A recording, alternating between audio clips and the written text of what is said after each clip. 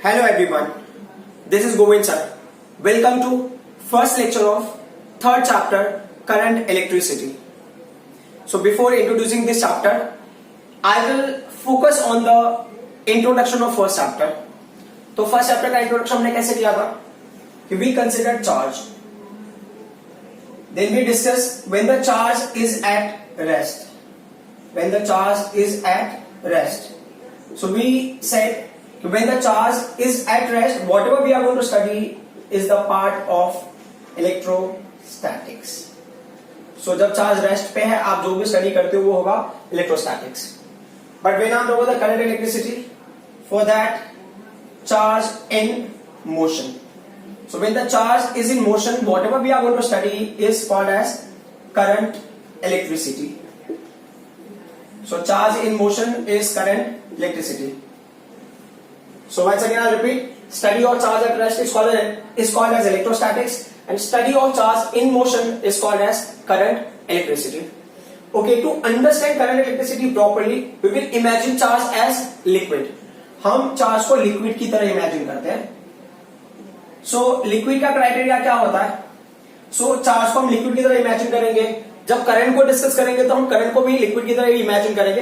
As you can remember, last chapter में हमने जब भी करंट फ्लो के बारे में डिस्कस किया है, कभी भी या कहीं पे हमने करंट के लिए डिस्कस किया तो वी हैव टेकन कि water supply will divide and all to find out the series and parallel. So हम क्या करते हैं कि करंट को और चार्ज फ्लो को लिक्विड की तरह ही इमेजिन करते हैं. सो अगर हमने यहां पे लिया लिक्विड, तो liquid in motion is called as the flow. Liquid in motion, so we will consider flow of liquid. So similarly when I am talking the charge, charge in motion is called as flow of charge. So I am using the term flow of charge. So what is the flow of charge? So flow of charge constitutes an electric current. So flow of charge आपको electric current देता है. Clear? Flow of charge constitutes an electric current. अब question ये है कि ये जो charge है, what do we call to charge in terms of electric current? So जो चार्ज पार्टिकल होते हैं, charged particle are called as current carriers. Charged particles are called as current carrier. So current carrier को हम ना अब represent करेंगे CC से. So अब क्वेश्चन ये है कि do we get any fixed current carrier or we get different types of current carrier depending on the scenario. तो जैसे कि अगर आप कंसिडर करो इलेक्ट्रिक करंट, तो where do we get electric current? Do we get electric current in a particular state only or in different states? Like हमको सिर्फ solid में ही मिलता है, और do we get in liquid also? We get in gas also.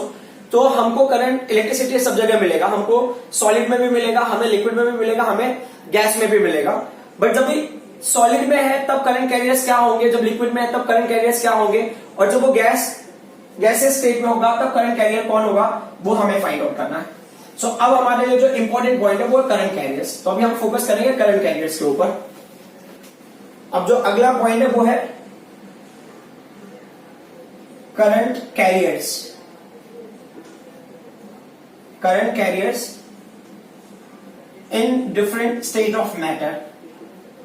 In different state of matter. Different state of matter. So different state of matter का हम ले रहे हैं. तो वैसे तो आपको 4 स्टेट मिलता है, बट हमें यहाँ पे 4 स्टेट पे डिस्कस नहीं करना है. We will discuss about 3 state only. तो the first and very important state is what? Solid. So solid में हमें ना 3 कंडीशंस लेने हैं. सॉलिड्स में हमें 3 कंडीशंस मिलेगा. जो पहला कंडीशन होगा उसको हम बोलेंगे कंडक्टर. सो सॉलिड्स में हमने लिया है कंडक्टर.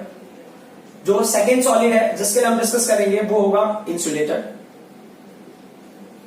और जो थर्ड है वो होगा सेमीकंडक्टर. ठीक है. So in solid we are going to discuss about these 3. किसी बुक्स में सेमीकंडक्टर ना सेपरेटली दिया हुआ है, इन्होंने सॉलिड लिक्विड ऐसा सेपरेट करके नहीं लिया हुआ है. तो जब हम कंडक्टर लेते हैं तो कंडक्टर के केस में क्या होता है कि जो आउटरमोस्ट ऑर्बिट होते हैं उनमें जो इलेक्ट्रॉन्स होता है ना वो लूजली बाउंड होता है. सो ये इंपॉर्टेंट पॉइंट है. In outermost orbit electrons are loosely bound. So ये जो लूजली बाउंड इलेक्ट्रॉन्स होते हैं इनको हम बोलते हैं वैलेंस इलेक्ट्रॉन्स। फॉर एग्जाम्पल यहां पे हम कंडक्टर में ले रहे तो हम कंडक्टर में यहां पे हम लेंगे एल्यूमिनियम लेंगे, we are taking copper and we are taking silver. Aluminium के केस में आउटरमोस्ट ऑर्बिट में 3 इलेक्ट्रॉन होता है, कॉपर में 2 इलेक्ट्रॉन होता है, सिल्वर में 1 इलेक्ट्रॉन होता है। So what happens in case of conductor, ये जो आउटरमोस्ट ऑर्बिट में इलेक्ट्रॉन्स हैं ये इलेक्ट्रॉन्स ना फ्री होते हैं फॉर कंडक्टिविटी। सो ये क्या होता है कि ये एलिमेंट से डिटैच हो जाते हैं because those elements which are having 1 electron, 2 electron, 3 electrons have a tendency to donate electron. So because of some reason these electrons will be separated from the main atom. So वो electrons क्या हो जाते हैं, free हो जाते हैं। So ये जो outermost orbit में electrons है ये electrons फ्री हो जाते हैं and then they are called as free electrons. और ये free electrons होते हैं यही क्या करते हैं, conductivity perform करते हैं। So charge carrier in case of solid for conductor case, conductor in case of solid charge carriers are free electrons.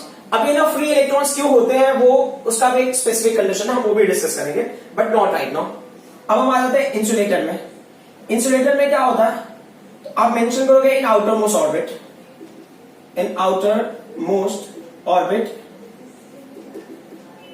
Electrons are tightly bound, electrons are tightly bound. So ये electron tightly fixed होते हैं जिसकी वजह से क्या होगा, no free electrons, no free electrons. अब free electrons नहीं होगा तो क्या होगा, नो करंट कैरियर्स, और इसमें कोई भी करंट फ्लो नहीं होता। तो जैसे सॉलिड में आपने कंडक्टर लिया इसमें करंट फ्लो होगा because we are having current carriers called as free electrons. और in case of insulator we are not having any free electrons, that is no current carriers and there is no flow of current. जब आप semiconductor में consider करते हो तो semiconductor में जो current carriers होते हैं, तो सेमीकंडक्टर में करंट कैरियर्स होते हैं फ्री इलेक्ट्रॉन्स और एक और होता है एंड होल्स। तो अब आपके लिए क्वेश्चन होगा फ्री इलेक्ट्रॉन्स, तो आपको पता है होल्स क्या है, तो ये चीज आप समझोगे जब हम करेंगे सेमीकंडक्टर चैप्टर। अब सॉलिड के बाद हम आ जाते हैं लिक्विड में। सो अगर आप लिक्विड कंसिडर करते हो तो लिक्विड के केस में क्या होता है कि लिक्विड के केस में आपको कंसिडर करना है specific type of liquid, electrolyte, electrolyte और इलेक्ट्रोलाइटिक कंपाउंड लाइक ना HCl हो गया, NaCl हो गया, कॉपर सल्फेट हो गया। तो जब वो लिक्विड स्टेट में आप लोगे उनको तो उस टाइम पे क्या होता है, they form ion. Liquid state में इनके पास फॉर्म आयंस होते हैं, पॉजिटिव आयंस और नेगेटिव आयंस। अभी ना ये कंडीशन फॉर्म करने के पीछे भी एक रीजन है, वो मैं डिस्कस करूंगा, बट अभी मैं डायरेक्टली आ जा रहा हूं टॉपिक पे कि क्या ये चार्ज कैरियर करंट कैरियर्स है। तो इलेक्ट्रोलाइट में क्या होता है कि positive ions and negative ions are, positive ions and negative ions of electrolyte, negative ions of electrolytes are current carriers. So liquid के केस में पॉजिटिव आयंस और नेगेटिव आयंस करंट कैरियर्स की तरह काम करते हैं, they will help in carrying current और they will help in flowing current. ठीक है, सो अब हम आ जाते हैं लास्ट वाले पार्ट पे। Last part is when it is in a gaseous state for the gas. अब एक छोटा सा इशू यहां पे क्या होता है कि गैस जो होता है ना behaves as insulator, behaves as insulator. अब जैसा अभी हमने यहां पे डिस्कस किया, तो अभी आप समझ लो कि हमने इंसुलेटर क्यों डिस्कस किया यहां पे, क्योंकि इंसुलेटर में क्या होता है कि टाइटली बाउंड होते हैं, नो फ्री इलेक्ट्रॉन्स। तो उस केस में भी कंडीशन वैसा है, मतलब यहां पे फ्री इलेक्ट्रॉन्स है तो gas state behaves as a insulator, no free electrons, there is no current carriers. अब अगर करंट कैरियर्स नहीं होगा तो कंडक्ट नहीं करेगा, but there is a specific rule, एक कंडीशन होता है। कंडीशन क्या होता है, एट लो प्रेशर, अगर आप गैस के प्रेशर को डिक्रीज करते हो तो आप मेंशन करोगे at low pressure, at low pressure. Second point क्या होगा, at high potential, at high potential मतलब लो प्रेशर होगा और हाई पावर सप्लाई अगर आपने अप्लाई किया तो क्या होता है, गैस गेट्स आयनाइज्ड। जो गैस होगा ना वो आयनाइज हो जाएगा, और जब गैस आयनाइज होता है ना तो आयनाइजेशन में क्या होता है कि ना पॉजिटिव और नेगेटिव वो जो चार्ज पार्टिकल्स होगा सेपरेट हो जाएंगे, मतलब electron will leave from there and positive ions will form. तो यहां पे क्या होता है एक्चुअल में, जैसे हमने कहीं कहीं पे आपको मिलेगा ना positive and negative ions, but actual में पॉजिटिव आयंस तो पॉजिटिव आयंस है, but negative ions are nothing but electrons. तो इस केस में जब गैस आयनाइज हो जाएगा, gas gets ionised and positive ions and electrons behave as a current carrier. Is that clear? So conductor में आपको तीन कंडीशन सॉलिड में आपको तीन कंडीशन मिलता है, कंडक्टर, इंसुलेटर, सेमीकंडक्टर। कंडक्टर में आपका जो करंट कैरियर्स है वो है फ्री इलेक्ट्रॉन्स, इंसुलेटर में no current carriers. When you are talking about the semiconductor, current carriers are two current carriers, free electrons and holes.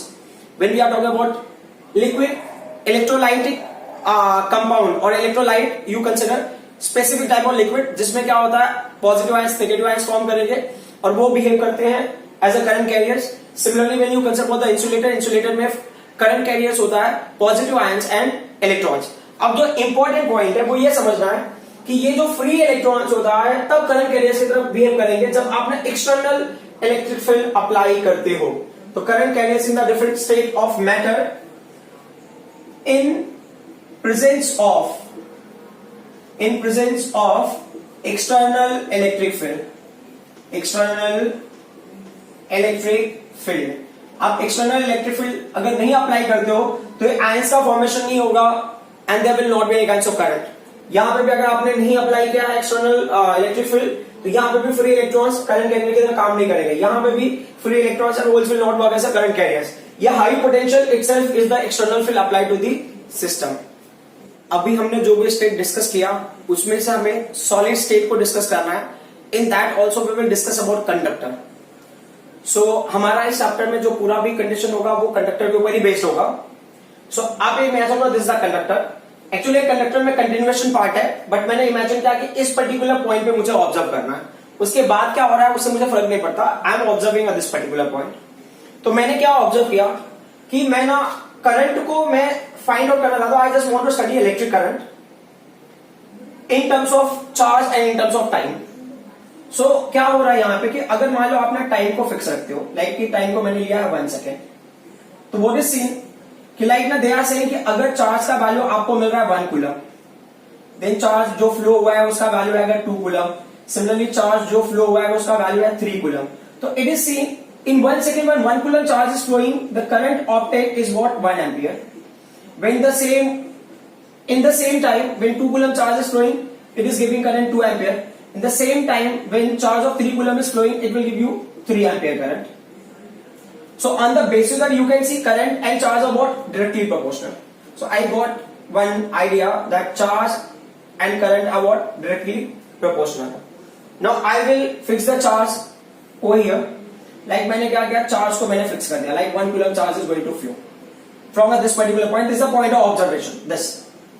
ठीक है, अब हमने चार्ज को फिक्स कर दिया है and I am going to vary time. So like मैंने क्या किया ना, टाइम को ले लिया 0.5 seconds, then I am taking time as what 1 second, then I am taking time as 2 seconds. तो व्हाट आई एम फाइंडिंग कि जब 0.5 सेकेंड्स है तो जो मुझे करंट मिला है ना उसका वैल्यू है 2 ampere. When I'm getting current at 1 second, the same charge is flowing in 1 second. Time का जो गैप है ना वो बढ़ गया है। सो अब जो करंट का स्ट्रेंथ है वो वीक हो गया। अब अगर मैंने 2 सेकेंड्स का टाइम दिया तो करंट का स्ट्रेंथ और भी वीक हो गया, is 0.5 ampere. So you can see on the basis of this कि current and time are what? Inversely proportional. तो जितना ज्यादा टाइम लगेगा चार्ज को फ्लो होने में उतना कम करंट फ्लो होगा। तो now you take them together and you are getting I proportional to Q upon T. So charge will increase, current will increase, time will be more, current will be less. मतलब जितना ज्यादा time लग रहा है flow होने के लिए उतना कम करंट मिलेगा और जितना कम टाइम लगेगा उतना ज्यादा करंट मिलेगा। ये हमने कैपेसिटर वाले टॉपिक में भी डिस्कस किया था। सो यहाँ पे होगा I is equal to Q upon T। यहाँ पे कांस्टेंट जो K होगा उसकी वैल्यू होगी 1। तो अब मैं फॉर्मूले पे फोकस करता हूं। तो फॉर्मूला जो हमको मिला है I is equal to Q upon T, correct. You can see upon time, any quantity divided by time is called as, scientifically हम उसको पढ़ते हैं rate of, like distance upon time है तो डिस्टेंस अपॉन टाइम, तो distance upon time को upon time को पढ़ा rate of change of displacement. अगर ये वेलोसिटी अपॉन टाइम है तो rate of change of velocity.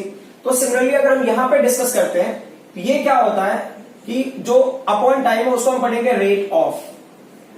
अब यहां पे जो चार्ज है वो क्या हो रहा है, फ्लो हो रहा है ना, तो rate of flow of charge. So rate of flow of charge is called as current.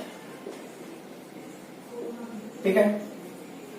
सो जैसा अभी हमने डिस्कस किया था ना कि करंट कैरियर जो होता है इस केस में होता है इलेक्ट्रॉन, और एक रूल होता है, जैसे अभी ये ना आपने बेसिक स्टैंडर्ड में लर्न किया होगा, इलेक्ट्रॉन जो होता है ना वो फ्लो होता है।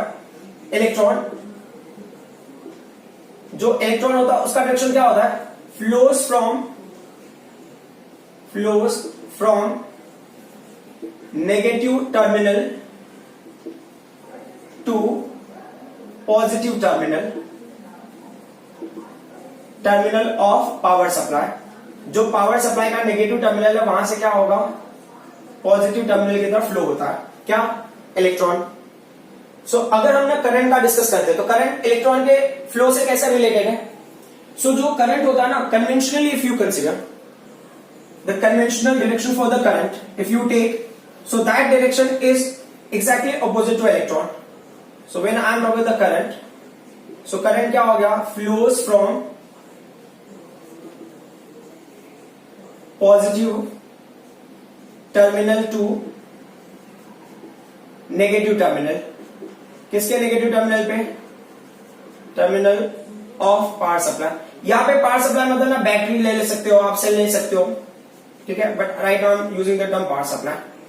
सो ये है कन्वेंशनल करंट होता है which is taken with respect to what, electron. तो जो इलेक्ट्रॉन का डायरेक्शन होगा एक्जैक्टली ऑपोजिट करंट का डायरेक्शन होगा, तो इलेक्ट्रॉन नेगेटिव टर्मिनल से पॉजिटिव टर्मिनल की तरफ फ्लो होगा और करंट पॉजिटिव टर्मिनल से नेगेटिव टर्मिनल की तरफ फ्लो होगा। तो इसके पीछे रीजन भी होता है कि इलेक्ट्रॉन क्यों नेगेटिव से पॉजिटिव की तरफ फ्लो होगा, उसका हम आगे जाके डिस्कस कर लेंगे। ठीक है, सो ये पार्ट आई होप क्लियर हो गया आपको। अब हम ना करंट वाले फॉर्मूले को थोड़ा सा एक्सटेंड करते हैं। सो करंट वाले फॉर्मूले को अगर आप एक्सटेंड करोगे तो क्राइटेरिया बहुत सिंपल सा है कि ये I इज इक्वल टू क्या है, Q अपॉन T है, बट Q क्या होता है, चार्ज होता है। तो अगर हमको ना बहुत सारे चार्ज पार्टिकल मिले, मतलब there are n number of electrons, क्योंकि free electrons are only current carriers in this case, तो इलेक्ट्रॉन ही करंट कैरी कर रहा है इस केस में। तो हमें क्या पता होना चाहिए, नंबर ऑफ इलेक्ट्रॉन पता होना चाहिए and the charge of one electron पता होना चाहिए। तो हम क्या कर सकते हैं, टोटल चार्ज निकालेंगे। तो this is also one formula for current. अब इसको ना हम दूसरे फ्रेम में देखते हैं कि अगर मान लो इस जगह पे आपने करंट को स्टडी कर लो, तो आपने क्या किया ना, time t is equal to 0 ले लिया। सो अभी ना फ्लो स्टार्ट नहीं हुआ है, तो उस टाइम पे what is the amount of charge flowing through this, that is what 0। अब आपने क्या किया, थोड़ा सा टाइम इंटरवल ले लिया। Time interval in the sense ना आपने ले लिया t का वैल्यू, मान लो यहाँ पे t1 है, t1 इन द सेंस ना टाइम आपने ले लिया है 1 सेकेंड। तो जो चार्ज फ्लो हुआ है ना वो फॉर एग्जाम्पल के ले लो 10 कूलम, मतलब हमने यहाँ पे ले लिया q का वैल्यू क्या होगा, q1 होगा। So at t is equal to t1 time जो चार्ज फ्लो हो रहा है वो q1 amount of charge flow हो रहा है। अब क्या करते हो, थोड़े टाइम के बाद आप फिर से देखते हो, थोड़े से टाइम के बाद का मतलब क्या होगा, after some time you are seeing again, तो टाइम विल बी t2। तो चार्ज का क्वांटिटी तो सेम होगा नहीं, चार्ज का क्वांटिटी विल कीप एडिंग ना। अभी 10 कूलम है, फिर 20 कूलम, 30 कूलम, 40 कूलम। सो अब अगर मान लो 10 इज इक्वल टू 4 सेकंड्स पे आपने इसको ऑब्जर्व किया, तो आपको पता चलता है अब चार्ज का जो अमाउंट है वो है 80 coulomb. So like that only. जब हमने टाइम चेंज किया after some time when I am observing the charge का value is Q2. So how it is related to our formula and what are we trying to get?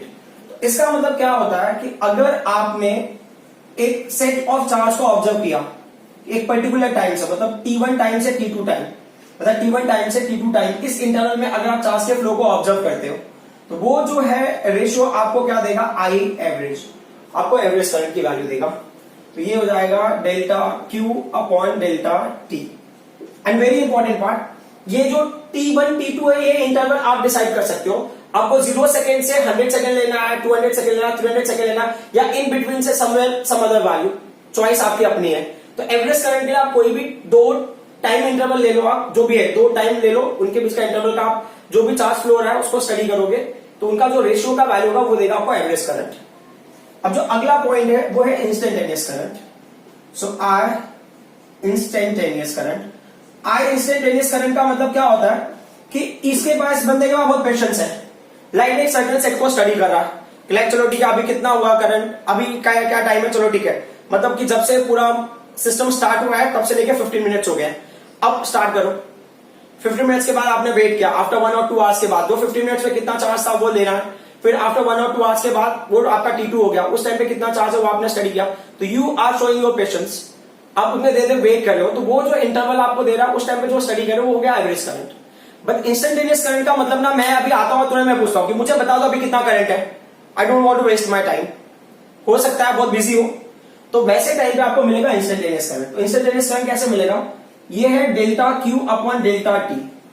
आप ना एक particular set को study करते हो और उस सेट के लिए जो टाइम इंटरवल है ना वेरी क्लोज टू जीरो, मतलब delta t tends to zero, मतलब नेग्लिजिबल जो अमाउंट ऑफ टाइम जिसको हम डे टू डे लाइफ में इग्नोर कर देते, उतने टाइम में आपको डिटेल चाहिए, मतलब अभी बताओ कितना हो रहा है, ठीक है। जो फर्दर जाके मिलता है d q by d t के टर्म में। तो इंस्टेंटेनियस अगर करंट चाहिए तो आपको limit delta t tends to zero delta q upon delta t use करना है, या आप ये डिफरेंशिएशन टर्म यूज कर सकते हो। अब एक और बात जो हमारे लिए बहुत इंपॉर्टेंट है वो ये है कि अगर मान लो ना Q is given in terms of time, in terms of time, equational format, like ना Q का वैल्यू है, ये आपको दिया है AT² है प्लस क्या है BT है प्लस C है। अब क्वेश्चन है ना ऑब्टेन वैल्यू फॉर करंट, तो आपको क्या करना है ऐसे केसेस में, जब आपको चार्ज दिया हुआ है टाइम के टर्म में और आपको ना करंट पूछ रहा है, तो क्या करना है, आपको डेरिवेटिव लेना है, किसका, चार्ज का डेरिवेटिव लेना है with respect to time. But अब इसका रिवर्स भी हो सकता है, reverse in the sense I is given in terms of time, I is given in terms of time। अगर करंट दिया हुआ है टाइम के टर्म में, लाइक ना AT² होगा प्लस क्या हो गया BT² हो गया प्लस क्या हो गया C हो गया, how will you get the amount of charge. तो अगर आपको चार्ज दिया करंट निकालना तो you can find out in this way, but अगर आपको करंट दिया हुआ है और चार्ज पूछ रहा है तो क्या करना है, इसी इक्वेशन को हम यूज करेंगे यहां पे। तो आप क्या करोगे, D Q is equal to क्या हो गया I into D T, you integrate, तो आप इंटीग्रेट करोगे तो integration of current with respect to time will give you amount of charge, ये डी क्यू का वैल्यू किसमें कन्वर्ट हो जाएगा, क्यू में कन्वर्ट हो जाएगा। सो ये बहुत इंपॉर्टेंट है क्योंकि मल्टीपल चॉइस क्वेश्चन में इस कॉन्सेप्ट को हम यूज कर सकते हैं। सो एक दो क्वेश्चन सॉल्व करेंगे जिससे आपका आइडिया थोड़ा सा क्लियर हो जाए कि आपको करना क्या है। अब एक और जो बात है जो हमारे लिए बहुत इंपॉर्टेंट रोल प्ले करता है वो ये है कि जो हमने अब तक जो करंट स्टडी किया है ये किसका है ना, ट्रांसलेटरी मोशन। जब फ्री इलेक्ट्रॉन्स या चार्ज पार्टिकल या जो करंट कैरियर्स है वो स्ट्रेट लाइन में मूव कर रहे हैं, उस टाइम पे करंट को कैसे ऑब्टेन करना। अब यहां पे एक टर्म है current due to rotatory motion, current due to rotatory motion of charge particle, rotatory motion of charge, ठीक है। रोटेटरी मोशन का मतलब क्या हो गया ना, ये रोटेशनल मोशन होगा या सर्कुलर मोशन होगा, दोनों पार्ट आता है, रोटेटरी मोशन में दोनों आता है।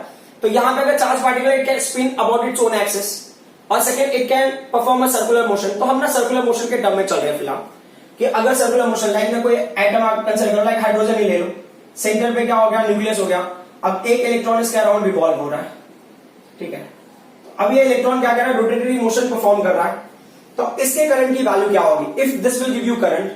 तो करंट का फॉर्मूला बहुत सिंपल सा है, I is equal to q upon t होता है, बट यहां पे जो हमारा चार्ज पार्टिकल है वो इलेक्ट्रॉन है।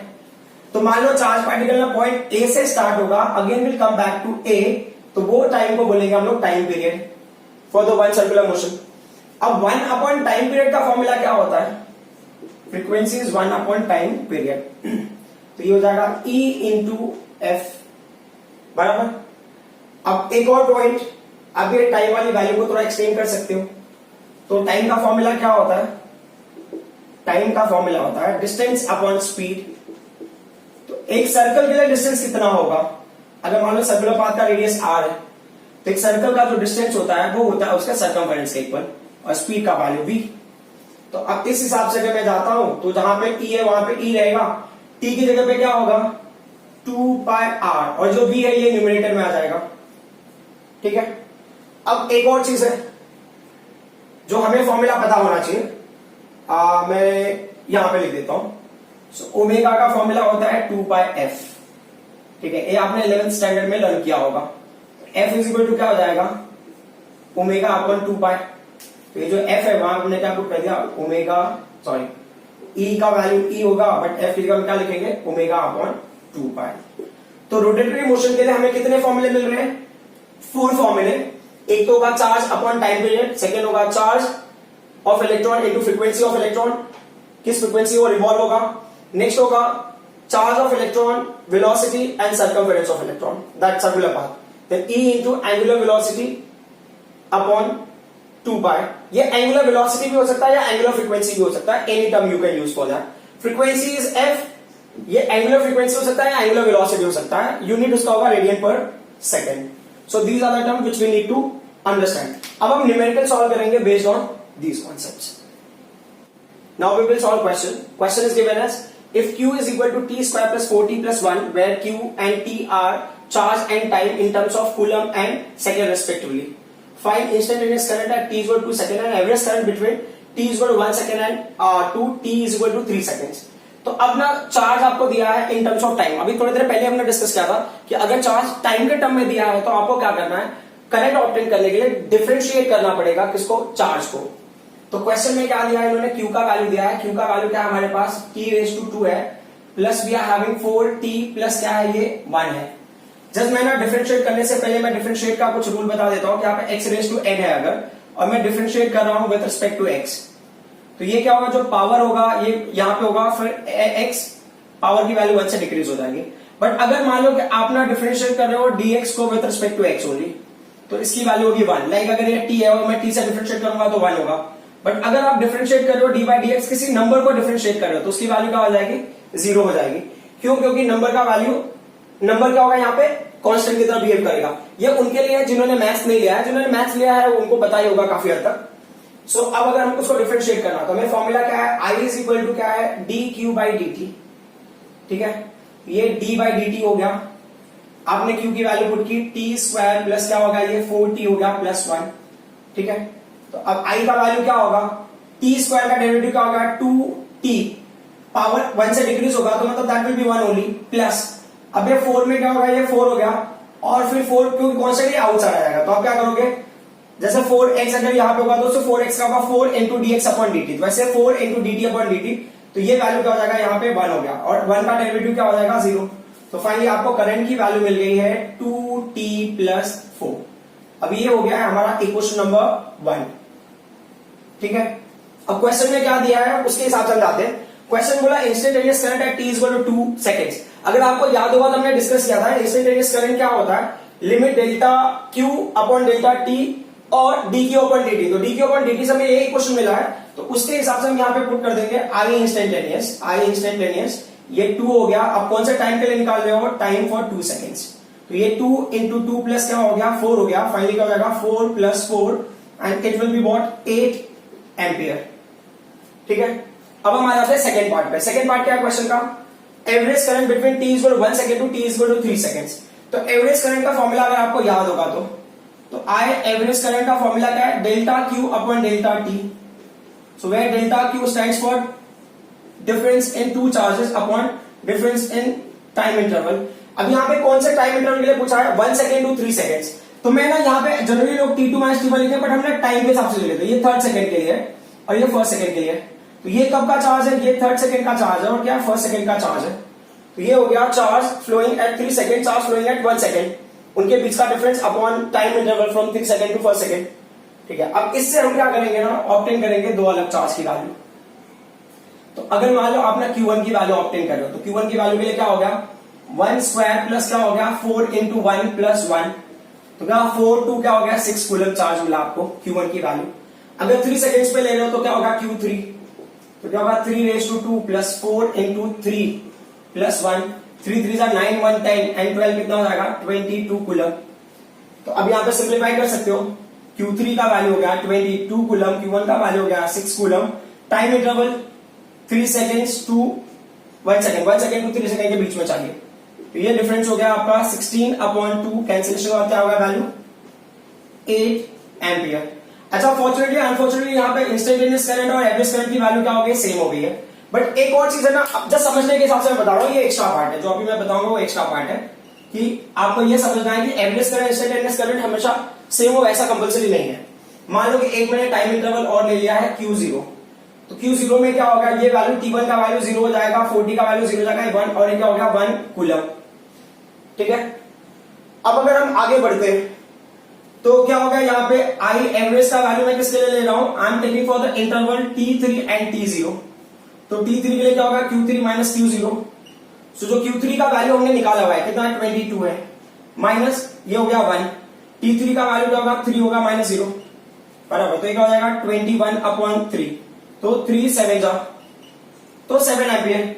तो वैसा कंपल्सरी नहीं है कि आपको हमेशा, देखो अब यहाँ पे एवरेज, ये जो एवरेज करंट था यहाँ पे कितना था 8 एम्पियर हमें मिला, बट यहाँ पे एवरेज करंट कितना मिला 7 एम्पियर। तो टाइम इंटरवल आप जैसे चेंज करते हो सकता है एवरेज करंट की वैल्यू चेंज हो, और इंस्टेंटेनियस करंट जो होगा एक पर्टिकुलर पॉइंट पे, लाइक आप 2 सेकंड पे कितना करंट है वो पता चला, और ये कितने इंटरवल में करंट आपने निकाला है वो है average current. We will do second question. Second question क्या है, if I is equal to T raised to 3 plus 4 where I and T are current and time in terms of ampere and second, find charge flowing between time t0 to time 4 seconds. Also find out the number of charge which flows in given time interval.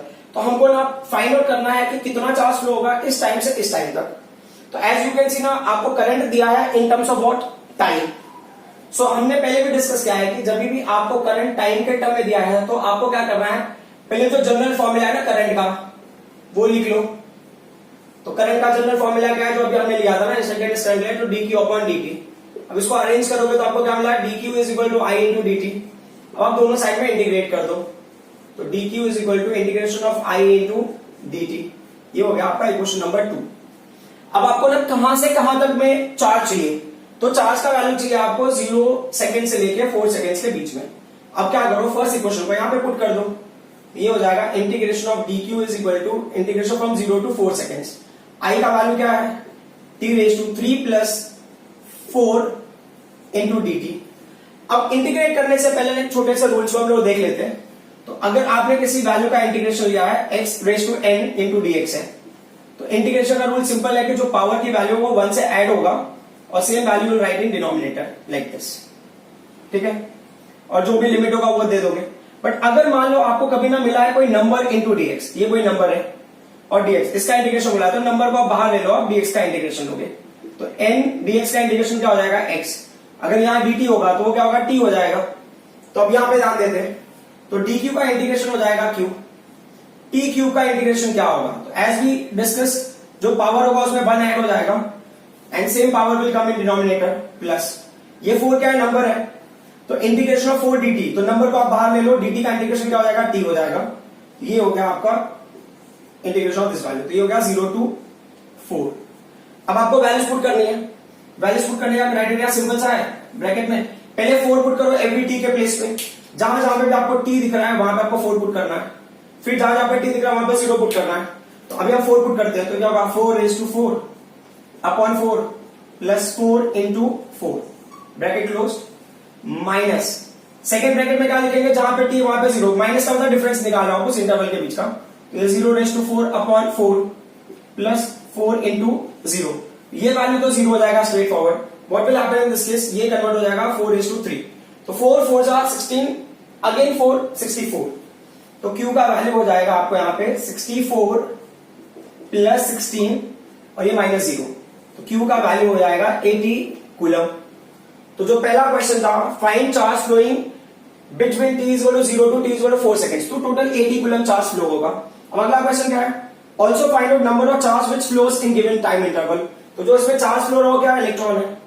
तो second part के लिए question क्या है, Q is equal to क्या हो गया n into e, तो number of electron find out करना Q अपॉन e, तो टोटल चार्ज कितना फ्लो रहा है 80 coulomb, charge of one electron 1.6 into 10⁻⁻19 coulomb, coulomb coulomb cancel, ये इसको कैंसिलेशन करोगे तो कितना होगा 50, 16 5 है ना 80, सो ये 50 हो गया, 1.6 है, अब ये 50 हो गया 10⁻19 ऊपर जाएगा तो प्लस 19 हो जाएगा, माइनस 19 ऊपर जाएगा, तो क्या होगा 5 इंटू 10⁻20, तो इतने इलेक्ट्रॉन्स फ्लो होंगे उस टाइम इंटरवल के बीच में।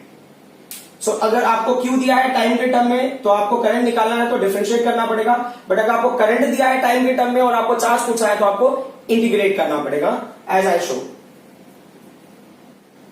अब जो कॉन्सेप्ट हम डिस्कस करेंगे वो आपने 9th स्टैंडर्ड और 10th स्टैंडर्ड में किया हुआ है, उस कॉन्सेप्ट को, बट थोड़ा सा उसको यूज करके हमें नए फॉर्मेट में अभी यूज करना है।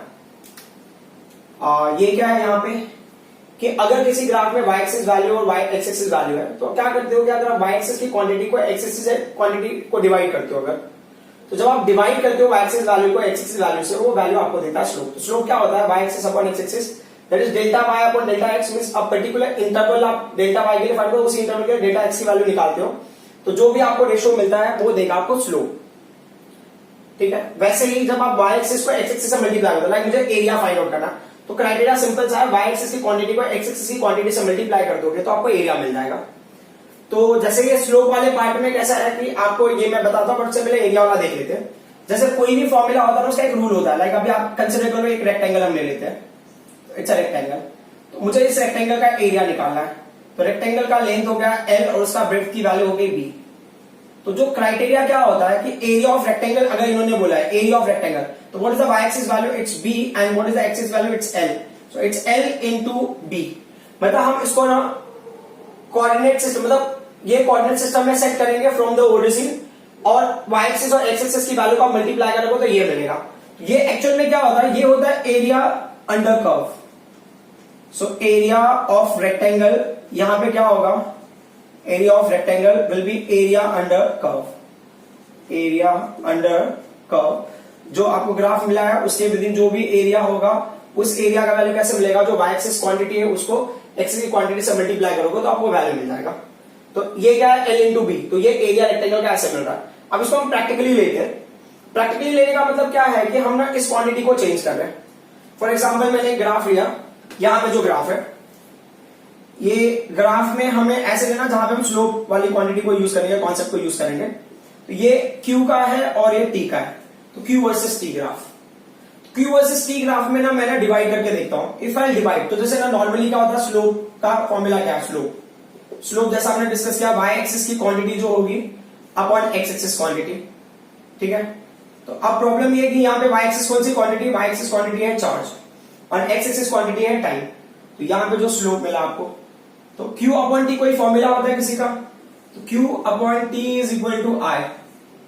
तो ये यहाँ पे जो स्लोप होगा Q वर्सेस T ग्राफ में, वो आपको क्या देगा, करंट देगा। तो Q वर्सेस T ग्राफ में जो आपको स्लोप की वैल्यू मिलेगी वो स्लोप होगा करंट। ठीक है, तो यहां पे वही चीज हमें समझना है कि अगर आप y एक्सिस क्वांटिटी को डिवाइड करते हो x एक्सिस क्वांटिटी से, जो भी क्वांटिटी मिलेगा वो क्वांटिटी उस ग्राफ के स्लोप से आपको मिल जाएगा। अब हम आ जाते हैं अगले पॉइंट पे। सो मान लो ये ऐसा ही ग्राफ है, ग्राफ में क्या होगा, अब आपको ना x एक्सिस और y एक्सिस पे क्वांटिटी कौन सी है, y एक्सिस पे आपको मिला है करंट और x एक्सिस पे आपको मिला है टाइम।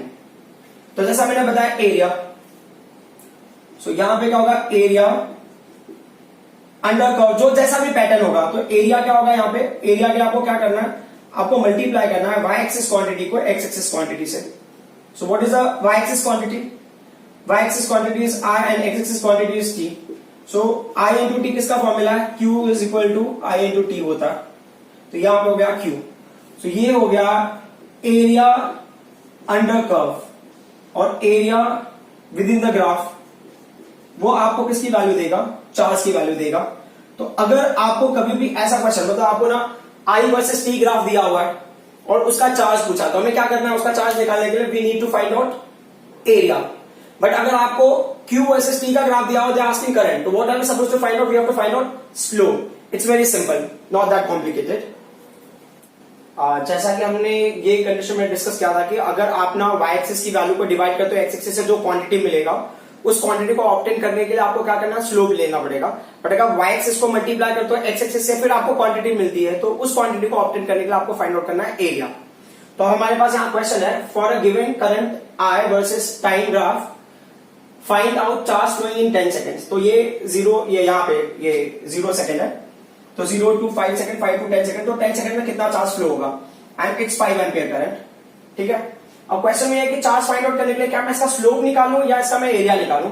तो क्राइटेरिया बहुत सिंपल सा है कि जो हमें निकालना है, तो आप पहले डिवाइड करके देखो, y एक्सिस पे करंट है और x एक्सिस पे क्या है, टाइम है। डिवाइड करोगे तो क्वांटिटी नहीं मिलेगी। अब मल्टीप्लाई करके देखो, तो करंट और टाइम को मल्टीप्लाई करोगे तो आपको मिलेगा चार्ज। तो मल्टीप्लाई करके क्वांटिटी मिला है, मतलब आपको एरिया निकालना पड़ेगा, है ना। y एक्सिस को मल्टीप्लाई करके x एक्सिस से मल्टीप्लाई कर रहे हो तो आपको क्वांटिटी मिल गई, मतलब एरिया फाइंड आउट करना है। तो ये क्या होगा, चार्ज निकालने के लिए आपको क्या करना है, charge will be what, area under curve, area under curve. तो ये क्यू हो गया, एरिया अंडर कर्व क्या होगा, आप इसको ले लो, तो ये पॉइंट ए ले लो, इसको पॉइंट बी ले लो, ये पॉइंट सी हो गया, ये पॉइंट डी हो गया, ये पॉइंट ई हो गया।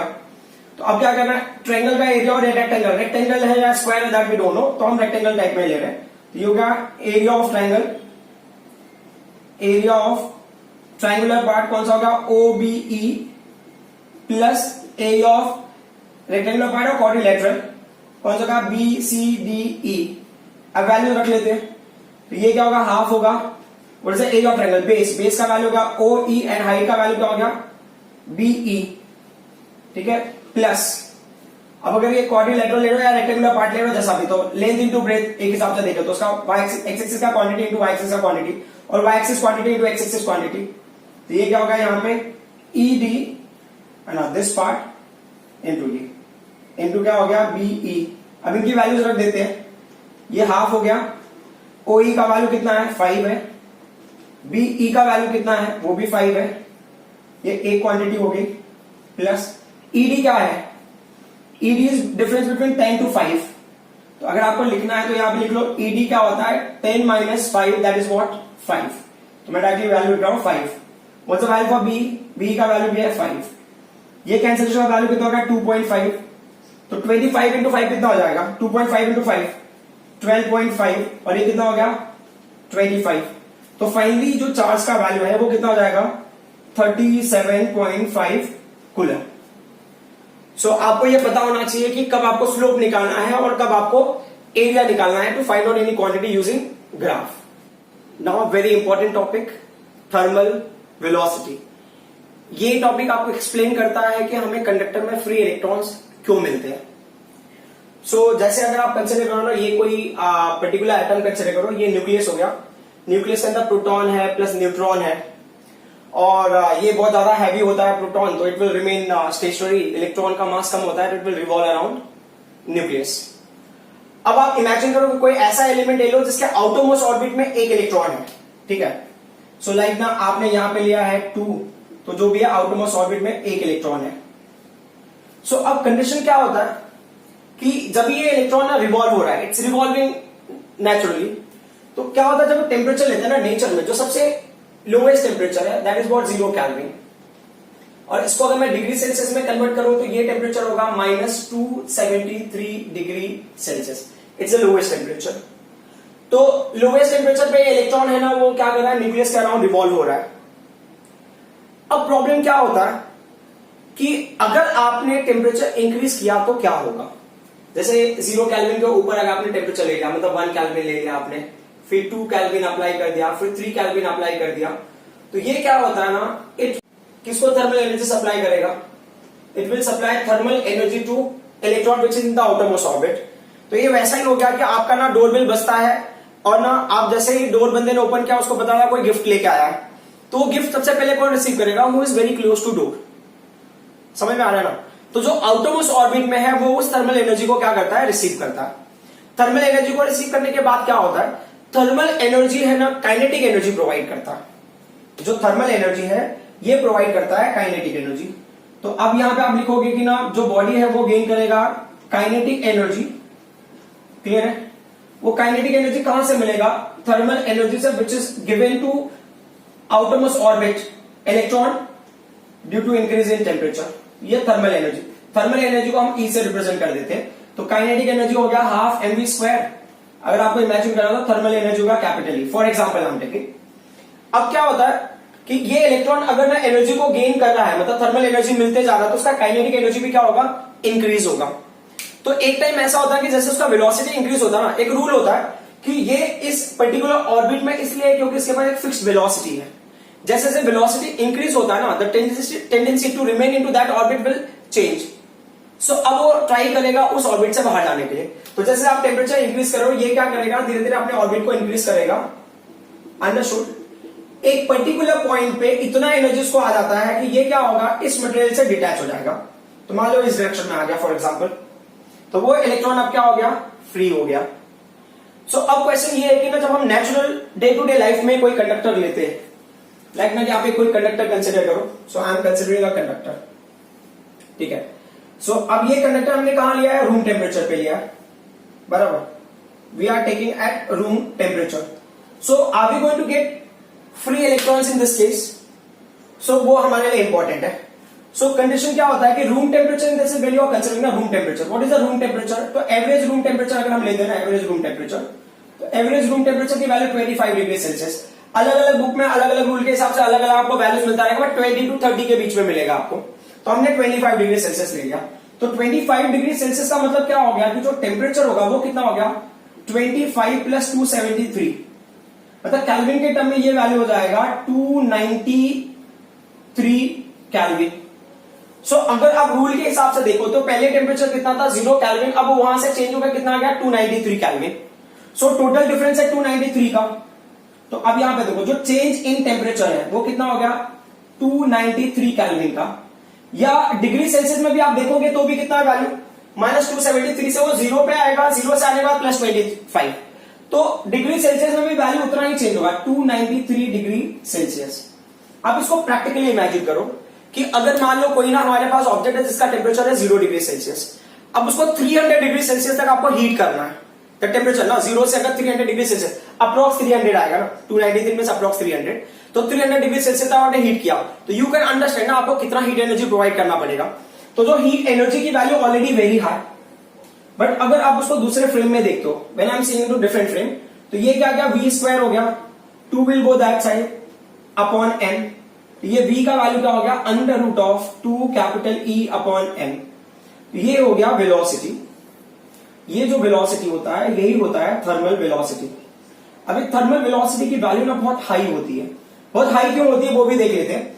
तो जो आपने एनर्जी प्रोवाइड किया है वो तो सफिशिएंट है ही अगर हम ऐसे टेम्परेचर के हिसाब से देखें, प्लस क्या होता है कि mass of electron is very small, 9.1 into 10 to the minus 31 kg, so because of which automatically the velocity will be very high, है ना। वो एनर्जी उस लाइटर एलिमेंट को क्या करेगा greater amount of velocity provide करेगा और greater amount of kinetic energy provide करेगा because of less mass. Kinetic energy तो वैसे का मास पे भी डिपेंड करता है, बट आप कंसिडर करो in terms of velocity that will be better. So जो भी एनर्जी है वो काइनेटिक एनर्जी में कन्वर्ट होगा because of lighter mass, that kinetic energy will provide greater amount of velocity to that electron. तो अब इसके अंदर मान लो कि इलेक्ट्रॉन, तो ऐसा क्या होता है कि 25 डिग्री सेल्सियस पे ही जो नॉर्मल एटम्स होते हैं उनके इलेक्ट्रॉन को इतनी एनर्जी मिल जाती है, इतनी थर्मल एनर्जी मिल जाती है कि वो अपने आप को फ्री कर लेते हैं। So and they will start behaving as a free electrons. तो लाइक अगर ये एलिमेंट है, इसके अंदर ना पहले कोई ये एटम था, तो ये पॉजिटिव आया ना, फिर एक इलेक्ट्रॉन फ्री हो गया। अब इलेक्ट्रॉन क्या करेगा, मूव करना स्टार्ट करेगा, जिस भी डायरेक्शन में होगा, इसका अपना चॉइस है, ठीक है। अब क्या होता है कि ये जो फ्री इलेक्ट्रॉन है ना, इसका जो स्पीड होगा तो हम बोलते हैं थर्मल वेलोसिटी। तो जो थर्मल वेलोसिटी है ना उसका रेंज होता है। तो थर्मल वेलोसिटी का रेंज क्या होगा, थर्मल वेलोसिटी का रेंज है 10⁵ to 10⁶ मीटर पर second, which is around 100 times lesser than speed of light, around approx to that, exactly 100 नहीं है but very close to 100 time, 1/100 times the speed of light, 100 times less होगा speed of light के, the speed of this free electrons। so ये क्यों होता है, ये electrons क्यों घूमते हैं, because of thermal velocities these electrons will move, got it। अब क्वेश्चन ये है कि क्या एक या दो इलेक्ट्रॉन ही मिलेगा ऐसे केस में, तो आपको क्या कंसिडर करना है, यू टेक अ कंटेनर, जैसे आपने एक क्यूब ले लो, मेटालिक क्यूब, सो जिसका ना लेंथ भी 1 मीटर हो, ब्रेथ भी 1 मीटर हो, हाइट भी हो 1 मीटर, ठीक है। 1 मीटर विल बी इसका breadth, 1 metre will be height and 1 metre will be length. तो दे आर सेइंग कि इतने वॉल्यूम के अंदर अगर 1 मीटर लेंथ होगा, 1 मीटर ब्रेथ होगा और 1 मीटर हाइट होगा, इतना बड़ा अगर हम क्यूब लेते हैं लाइक दिस, तो उस क्यूब के अंदर हमको मिलता है 10⁻29 इलेक्ट्रॉन्स। तो ये हो गया 29 इलेक्ट्रॉन्स पर मीटर क्यूबिक वॉल्यूम। इतने वॉल्यूम के अंदर इतना इलेक्ट्रॉन्स मिलता है। तो मतलब ये क्या होगा, 1 मीटर क्यूबिक के अंदर अगर 10⁻29 इलेक्ट्रॉन्स है, तो अगर मान लो अगर इसको मैं कंडक्टर कंसीडर करूं तो इसके अंदर भी मुझे मिलियंस ऑफ इलेक्ट्रॉन्स मिल जाएगा, millions of free electrons I get. अब क्वेश्चन ये है कि अगर फ्री इलेक्ट्रॉन्स इसके अंदर है, हमने ना पहले ही डिस्कस किया था कि इलेक्ट्रिक करंट का flow of charge constitutes an electric current. तो अब मैं बता रहा हूं कि इसके अंदर थर्मल वेलोसिटीज की वजह से इलेक्ट्रॉन्स मूव कर रहे हैं। जब इलेक्ट्रॉन्स मूव करें मतलब एक हिसाब से हम देखें तो इलेक्ट्रॉन फ्लो ही कंसिडर कर सकते हैं, electron flowing, but now we are not getting any current. जैसे आप नॉर्मली कंडक्टर को मैं टच करूंगा, I will not get any electric shock, why? ये इंपॉर्टेंट पॉइंट है हमारे लिए। तो हमने क्या किया कि यहां पे एक कंडक्टर कंसिडर किया, यू टेक अ कंडक्टर, ठीक है। अभी इस कंडक्टर का क्राइटेरिया ऐसा है कि इसमें आप इमेजिन करो कि n नंबर ऑफ इलेक्ट्रॉन्स है। तो ये क्या होते हैं इलेक्ट्रॉन्स का, यहां पे ये इलेक्ट्रॉन है तो ये इलेक्ट्रॉन मूव हो रहा है इस डायरेक्शन में, यहां पे ये इलेक्ट्रॉन है ये मूव कर रहा है इस डायरेक्शन में, यहां पे इलेक्ट्रॉन है ये मूव कर रहा है इस डायरेक्शन में, ठीक है, यहां पे इलेक्ट्रॉन है ये इलेक्ट्रॉन मूव कर रहा है इस डायरेक्शन में, ठीक है। तो there are n number of electrons और हर इलेक्ट्रॉन डिफरेंट डिफरेंट डायरेक्शन में जा रहा है, तो इसको हम बोलते हैं ना रैंडम मोशन। तो ये हो गया रैंडम मोशन। जो इलेक्ट्रॉन होते हैं ना, थर्मल वेलोसिटी जो होती है, thermal velocity will provide random motion. Thermal velocity जो होती है, thermal velocity because of heat energy, जो भी वेलोसिटी मिलेगा इलेक्ट्रॉन को वो उनको रैंडम मोशन प्रोवाइड करता है, सो रैंडम मोशन। और एक और क्राइटेरिया होता है, इसको आप बोल सकते हो जिगजैग पाथ। जिगजैग पाथ वो फॉलो करते हैं। तो जिगजैग पाथ फॉलो करने से क्या फर्क पड़ता है? तो अब जैसे एग्जांपल के लिए आप ले लो कि इसमें से कोई एक मैंने पार्टिकल ले लिया, जैसे कि एक इलेक्ट्रॉन है which is going in downward direction, at the same time there is one electron which is going in upward direction.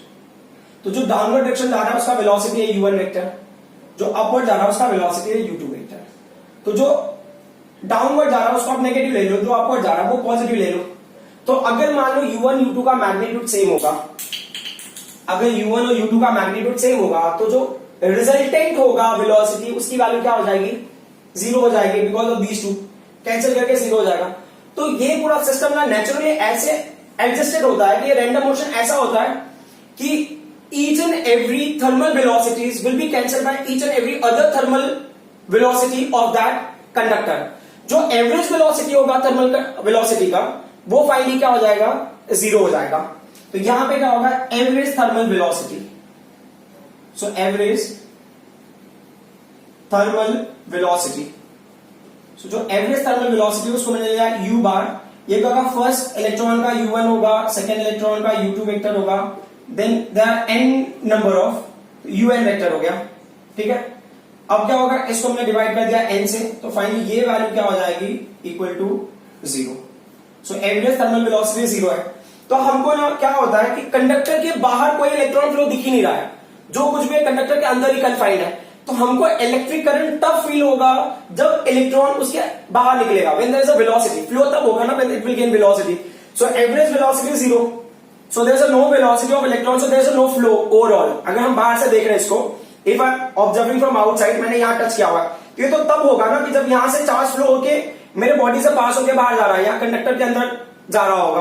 तो अब यहां पे एवरेज वेलोसिटी की वैल्यू जीरो है, एवरेज थर्मल वेलोसिटी की वैल्यू जीरो है, मतलब there is no displacement, there is no velocity, there is no velocity, so there is no flow. When there is no flow there is no electric current. So initially when you are having a conductor just like that, you will have n number of electrons. Each free electron will have a velocity range from 10⁵ to 10⁶ meter per second.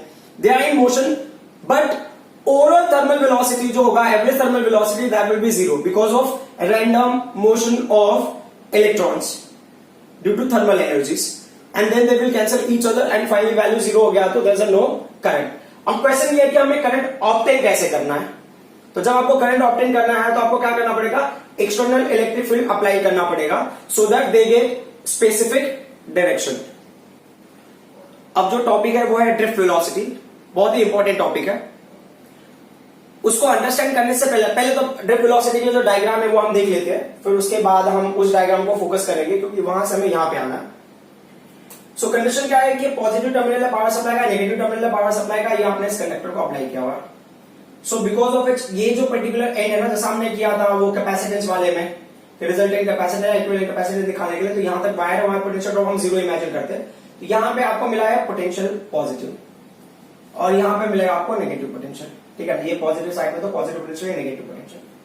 तो अब क्या होता है ना, there is a direction for the electric field. ये आपने power supply apply करते हैं, मतलब you applied electric field to this conductor. तो जो इलेक्ट्रिक फील्ड का डायरेक्शन होगा वो क्या होगा? Electric field will be from positive side to negative side. ये हो गया इलेक्ट्रिक फील्ड का डायरेक्शन, ठीक है। अब एक और कंडीशन है जो आपको पता होगा कि अगर आप इलेक्ट्रिक फील्ड लेते हो ना, यूनिफॉर्म इलेक्ट्रिक फील्ड, ठीक है, यूनिफॉर्म इलेक्ट्रिक फील्ड आप कंसिडर करते हो, इलेक्ट्रिक फील्ड का डायरेक्शन अगर राइट साइड में, आपने इसके अंदर ना पॉजिटिव चार्ज पार्टिकल रखा हुआ है, तो ये पॉजिटिव चार्ज पार्टिकल होगा ना, ये in the direction of electric field move करेगा, मतलब force is acting in the direction of electric field. तो इसके लिए क्वेश्चन क्या बनेगा, आप लिखोगे electric force is equal to q into electric field, और ये पॉजिटिव होगा क्योंकि दोनों सेम डायरेक्शन में होगा। तो electric field and electrostatic force और electric force acting on the positive charge will be in the same direction. But अगर इसके अंदर मैंने नेगेटिव चार्ज रखा तो क्या होगा, इलेक्ट्रिक फील्ड और जो इलेक्ट्रोस्टैटिक फोर्स होगा नेगेटिव चार्ज में, वो क्या होगा, ऑपोजिट डायरेक्शन में होगा। तो यहां पे क्या हो गया कि F vector is equal to ये क्यू ई वेक्टर हो गया, बट यहां पे क्या आएगा minus sign. Why minus sign, क्योंकि नेगेटिव चार्ज के लिए फोर्स और इलेक्ट्रिक फील्ड क्या होगा, ऑपोजिट डायरेक्शन में। वो हम इस डेरिवेशन में यूज करेंगे कि अगर नेगेटिव चार्ज होगा तो फोर्स और इलेक्ट्रिक फील्ड ऑपोजिट डायरेक्शन में होंगे, अगर पॉजिटिव चार्ज होगा तो electrostatic force acting on the charge and electric field will be in the same direction, जिसकी वजह से आपको पॉजिटिव मिलेगा। सो अब यहां पे क्या होगा, इलेक्ट्रिक फील्ड का डायरेक्शन होगा positive charge to negative charge. तो अब एक चीज तो बहुत सिंपल से है कि इसके अंदर जो इलेक्ट्रॉन मूव करेगा उसको ऑपोजिट डायरेक्शन में मूव करना पड़ेगा, ऑपोजिट टू इलेक्ट्रिक फील्ड। तो electric field positive terminal to negative terminal, ये डायरेक्शन हो गया इलेक्ट्रिक फील्ड का। तो जो इलेक्ट्रॉन होगा उसके ऑपोजिट में मूव करना पड़ेगा उसको। So electron will move from negative terminal to positive terminal, means right to left, ठीक है, because it will experience force in the direction opposite to electric field. तो ये पार्ट समझाता हूं, अभी इस पार्ट को हम यहां कंसिडर कर रहे हैं। तो जैसा मैंने देखा यहाँ पे लेफ्ट हैंड साइड में पॉजिटिव टर्मिनल आ गया, राइट हैंड साइड में नेगेटिव टर्मिनल, इलेक्ट्रिक फील्ड क्या होगा, राइट साइड में सेट हो गया। तो अब प्रॉब्लम क्या होता है कि ना, जब ना अगर ये इलेक्ट्रिक फील्ड नहीं सेट किए थे तब क्या क्राइटेरिया था, electric field was not set. So electric field नहीं सेट था तो ये इलेक्ट्रॉन्स ना रेंडमली जा रहे थे। तो आप इमेजिन करो कोई एक इलेक्ट्रॉन है, थर्मल वेलोसिटी की वजह से, बिकॉज ऑफ थर्मल वेलोसिटी की वजह से ये इलेक्ट्रॉन क्या होगा, इस डायरेक्शन में जा रहा है। अब क्या होता है, सडनली ना इस इलेक्ट्रॉन को रियलाइज होता है कि that electron is in external electric field. अब इलेक्ट्रिक फील्ड में है तो क्या होगा, इलेक्ट्रिक फील्ड में क्या होगा, इलेक्ट्रिक फील्ड में जैसे वो चार्ज आएगा negative charge, it will start experiencing force in the direction opposite to electric field. तो मतलब क्या हो गया, इस डायरेक्शन में हर इलेक्ट्रॉन फोर्स एक्सपीरियंस करेगा। तो बिकॉज ऑफ दैट फोर्स जो इलेक्ट्रॉन ऐसे जा रहा है ना, वो यहां पहुंचने की बजाय क्या होगा, थोड़ा सा शिफ्ट होकर इस साइड में आ जाएगा, वो यहां पहुंचेगा, बराबर। सिमिलरली मतलब ये पोजीशन है, ये फाइनल वन मैं डार्क कर देता हूं पहले यहां पे। अब ये इलेक्ट्रॉन ऐसे जा रहा था, because of external electric field इधर ड्रैग होगा, उसको हम बोलेंगे ड्रिफ्ट। ये हो गया फाइनल पोजीशन। और ये इलेक्ट्रॉन ऐसे जा रहा था, ये वापस से उसके वजह से सपोर्टेड हो जाएगा, तो हो सकता है शायद वो यहां आए, ठीक है, थोड़ा और जगह होना चाहिए था लेकिन जगह नहीं है, इसके लिए मैंने यहीं तक दिखाया। अब हमने क्या देखा इसके अंदर कि जब हम नोटिस करते हैं तो वी आर फाइंडिंग कि जो इलेक्ट्रॉन यहां पहुंचना चाहिए था वो इलेक्ट्रॉन शिफ्ट होकर यहां पहुंच रहा है, जो इलेक्ट्रॉन यहां पहुंच रहा था वो शिफ्ट होकर यहां पहुंच रहा है, जो इलेक्ट्रॉन यहां पहुंच रहा था वो शिफ्ट होकर यहां पहुंच रहा है। तो ये जो मैंने ब्लू मार्कर से इंडिकेट किया है, ये है ड्रिफ्ट, ठीक है। अब अगर इमेजिन करो कि कोई पार्टिकल u वेलोसिटी से इस एक्सिस पे जा रहा है, तो उसके दो कंपोनेंट हो सकते हैं, ux हो सकता है और uy हो सकता है, ठीक है। या पार्टिकल ऐसे जा रहा होगा तो उसके भी ux और uy हो सकते हैं, ठीक है। तो अब इसका मतलब है ना कि ये जो इलेक्ट्रिक फील्ड जो नेगेटिव चार्ज पार्टिकल को वो एक्स एक्सिस पे लेके जाएगा, तो एक्स एक्सिस पे पार्टिकल के पास ऑलरेडी ux वेलोसिटी है। बट क्या होता है कि यहां पे एक और चीज आपको जानना जरूरी है कि अगर ना वेलोसिटी का डायरेक्शन चेंज होता है, तो देयर विल बी एक्सेलरेशन, क्योंकि एक्सेलरेशन का फॉर्मूला क्या है, एक्सेलरेशन का फॉर्मूला है change in velocity upon time. और वेलोसिटी चेंज क्या होता है कि मान लो सर्कुलर मोशन है, सर्कुलर मोशन में आप इमेजिन करते हो कि स्पीड सेम है, लेकिन यहां पे पार्टिकल ऐसे जाने की कोशिश करेगा, यहां पार्टिकल ऐसे जाने की कोशिश करेगा, ये क्या है, तो ये इस डायरेक्शन में टेंजेंशियल वेलोसिटी है ना, tangentially the particle, if particle is release will try to go in this direction, यहां पार्टिकल रिलीज होगा will try to go in this direction. ये क्या है, सर्कुलर मोशन परफॉर्म कर रहा है। स्पीड इसका कांस्टेंट है, स्पीड कांस्टेंट होने के बाद भी उसकी वेलोसिटी सेम नहीं है। क्यों? क्योंकि वेलोसिटी क्या होता है, velocity is a vector quantity, either direction is changing और मैग्नीट्यूड चेंजिंग, जो वेक्टर क्वांटिटी है वो क्या होगा, चेंज होगा। तो यहां पे क्या होगा, स्पीड भले ही कांस्टेंट हो, डायरेक्शन चेंज होने की वजह से वेलोसिटी चेंज हो गया। तो जब वेलोसिटी चेंज होगा तो हम इमेजिन करते हैं पार्टिकल क्या हो रहा है, एक्सेलरेट हो रहा है। तो पहले इस डायरेक्शन में जा रहा था, वो इस डायरेक्शन में जा रहा है, हो सकता है उसका वेलोसिटी चेंज हुआ होगा, नहीं भी हुआ होगा, उससे फर्क नहीं पड़ता। मतलब स्पीड आई एम टेलिंग कि हो सकता है इस डायरेक्शन में स्पीड हो, इस डायरेक्शन में स्पीड हो, सेम ही हो, बट ना डायरेक्शन चेंज हो गया है, इसके लिए we will consider the change in velocity. जब वेलोसिटी चेंज हो रहा है इसका मतलब क्या, देयर इज एक्सेलरेशन। तो ये किससे एक्सेलरेशन मिला, ये एक्सेलरेशन मिला है इलेक्ट्रिक फील्ड की वजह से। तो electric field will accelerate this. तो जब इलेक्ट्रिक फील्ड उसको एक्सेलरेट करेगा तो क्या होगा, तो पहले उसका वेलोसिटी u था, इलेक्ट्रिक फील्ड उसको एक्सेलरेट करेगा फॉर टाइम t और वो नया वेलोसिटी को गेन करेगा। ठीक है, तो ये क्या होगा, velocity gain, is a velocity gain. समझ में आया? तो अब उस हिसाब से देखा जाए तो ये ना इलेक्ट्रॉन जाता रहेगा, वेलोसिटी गेन करता रहेगा, अगर वो हिसाब से देखा जाए, बट ऐसा होता नहीं है। होता क्या है कि इन इलेक्ट्रॉन्स के अलावा भी ना सिस्टम में और भी कुछ है। वो क्या है कि इनके अलावा सिस्टम में दो और चीजें हैं। वो क्या है, electrons, other electrons and they are ions. तो अब ये जब इलेक्ट्रॉन ना ड्रिफ्ट होके या एक्सेलरेट होके जब वो आगे बढ़ते हैं तो वो क्या करते हैं, अदर इलेक्ट्रॉन्स और अदर आयंस के साथ में क्या होते हैं, कोलाइड होते हैं। तो बहुत भाग के जा रहा है, ग्रेटर स्पीड आ गया समझो। अब जैसे वो स्पीड को एक्वायर किया वैसे दूसरे इलेक्ट्रॉन या आयंस के साथ में कोलाइड होगा। जैसे कोलाइड होते हैं उनकी वेलोसिटी हो जाती है जीरो। वेलोसिटी जीरो हो गई तो अब क्या हो गया, अब वापस से इलेक्ट्रॉन रेस्ट पे है, फिर क्या होगा, इलेक्ट्रॉन विल स्टार्ट मूविंग। अब इलेक्ट्रॉन क्यों मूव करेगा, will start moving with another thermal velocity, क्योंकि टेम्परेचर तो है ही ना बॉडी का कुछ ना कुछ, रूम टेम्परेचर एक्वायर करेगा, दैट वाई। या हो सकता है कि हीट एनर्जी भी होगा ना, जूल हीटिंग इफेक्ट है ऑल की वजह से, उसके अंदर हीट एनर्जी, थर्मल एनर्जी की वजह से वो मूव करेगा आगे, but at the same time will realise कि उसके पास में ऑलरेडी इलेक्ट्रिक फील्ड भी एक्ट हो रहा है, तो वो क्या होगा, फिर ड्रिफ्ट होगा। So there is a velocity gain but that will be for very short interval of time. ठीक है, तो ये जो है ना, यहां पे जो ड्रिफ्ट है, ये जो ड्रिफ्ट है क्या होता है, वेलोसिटी गेन जो है ड्यू टू ड्रिफ्ट, उसको हम बोलेंगे ड्रिफ्ट वेलोसिटी। जो वेलोसिटी गेन है due to drift is called as the drift velocity. और जो टाइम इंटरवल है ना, तो जो इसमें टाइम इंटरवल होता है इज वेरी शॉर्ट। जो टाइम इंटरवल होता है, अच्छा अब ये पार्ट को अभी फिलहाल छोड़ देते हैं। ड्रिफ्ट होके यहां पे गया, ये कब तक ड्रिफ्ट होता रहेगा, जब तक कि वो दूसरे पार्टिकल से कोलाइड नहीं होता। ठीक है, एक बार दूसरे पार्टिकल से कोलाइड होगा तो क्या होगा, उसका वेलोसिटी जीरो पे कन्वर्ट हो जाएगा। तो अब हम यहां पे देखते हैं कि मान लो यहां पे कोई ना नेगेटिव चार्ज पार्टिकल है, ये चार्ज पार्टिकल थर्मल एनर्जी से डाउन जाना चाहता है, but because of electric field it will be dragged in this direction. और यहां पे आगे किसी से कोलाइड हो जाता है, फिर रेस्ट पे आ जाता है। रेस्ट पे आने के बाद थर्मल वेलोसिटी उसको किसी डायरेक्शन में लेके जाएगा, तो वापस इलेक्ट्रिक फील्ड उसको ट्राई करता है इस डायरेक्शन में जाने के लिए, तो ये यहां पहुंच गया। ठीक है, similarly again it will be dragged. तो ये जो वैल्यूज है ये किसके ड्रिफ्ट वेलोसिटी को इंडिकेट करते हैं। तो ये इतने पर्टिकुलर पार्ट में आपको मिला ड्रिफ्ट वेलोसिटी। और ये जो टाइम इंटरवल है ना, ये कोलिजन, यहां पे कोलाइड हुआ रहेगा, फिर यहां कोलाइड हुआ रहेगा, यहां कोलाइड हुआ, यहां कोलाइड होगा। After having n number of collision particle इस एंड से इस एंड तक पहुंच जाता है and there is a flow of current, and फिर वो कंडक्टर से बाहर निकलते हुए सप्लाई होते हुए एक पर्टिकुलर साइकिल फॉर्म करेगा and will form the circuit. तो अब ये जो टाइम इंटरवल है ना, टाइम इंटरवल कौन सा time interval, time interval between two successive collision. ये जो दो सक्सेसिव कोलिजन है उस टाइम इंटरवल को हम बोलते हैं रिलैक्सेशन टाइम। और रिलैक्सेशन टाइम का जो नोटेशन है उसको आप लोगे टाउ। टॉर्क होता है ना, टॉर्क, क्योंकि ये डिफरेंट टाइप्स ऑफ टाइम है, स्मॉल टी से नहीं लेंगे, उसको टाउ से लेंगे। ठीक है, ये इंपॉर्टेंट पॉइंट है समझने के लिए। सो हम क्या कहते हैं, ड्रिफ्ट वेलोसिटी को भी डिफाइन करेंगे। तो ड्रिफ्ट वेलोसिटी को कैसे डिफाइन करोगे, ड्रिफ्ट वेलोसिटी, तो जैसे कि ना यहां से ये, जैसे कि अभी थर्मल वेलोसिटी की वजह से डाउन जा रहा है, बट ना इलेक्ट्रिक फील्ड से वो ड्रिफ्ट होके ऐसे गया, यहां पे कोलाइड होता है, तो इतने पर्टिकुलर पार्ट में। तो जब आप बताओ तो drift velocity is the average velocity gain. Drift velocity is the average velocity gain by free electrons.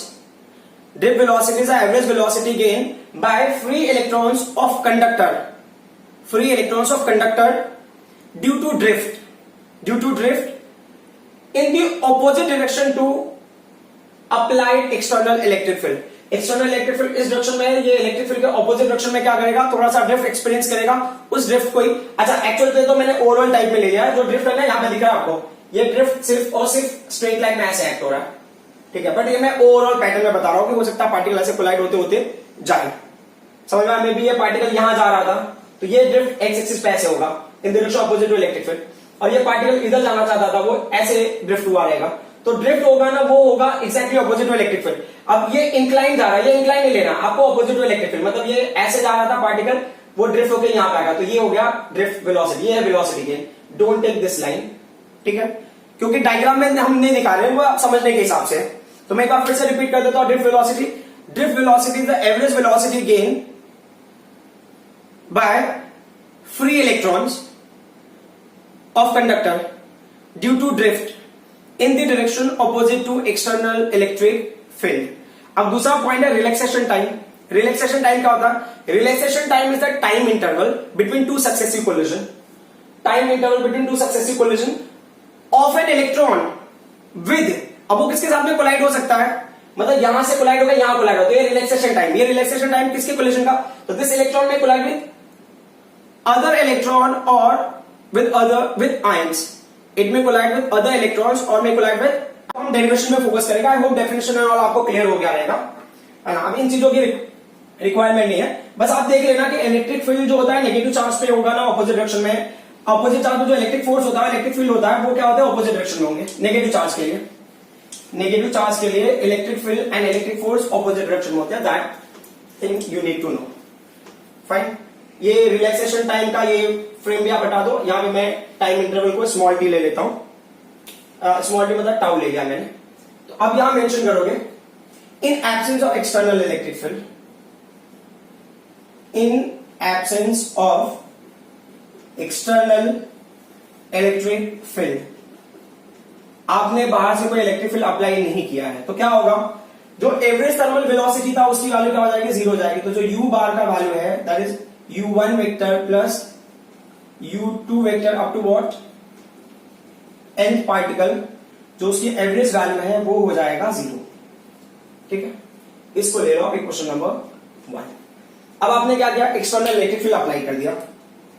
सो आपने लिखा यहां पे in presence of external electric field. तो external electric field, in presence of external electric field क्या होगा कि जो charge particle है ना, क्या है हमारा? इलेक्ट्रॉन है, charge particle, free electron charge particle है।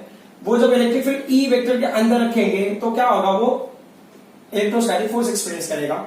Since it's a negative charge particle, तो इलेक्ट्रिक फील्ड और इलेक्ट्रिक फोर्स के बीच में क्या होगा? माइनस, मतलब अपोजिट डायरेक्शन में होगा। तो that's why you will get minus sign. अब क्या होता है? फोर्स की वैल्यू को वापस एक्सटेंड करते हैं। फोर्स का फॉर्मूला होगा मास इनटू एक्सेलरेशन, जो बेसिक है। तो minus e into capital E vector, जिससे हमें मिलेगा वैल्यू फॉर एक्सेलरेशन। तो ये होगा minus e capital E vector upon small m. ये हो गया इक्वेशन नंबर 1।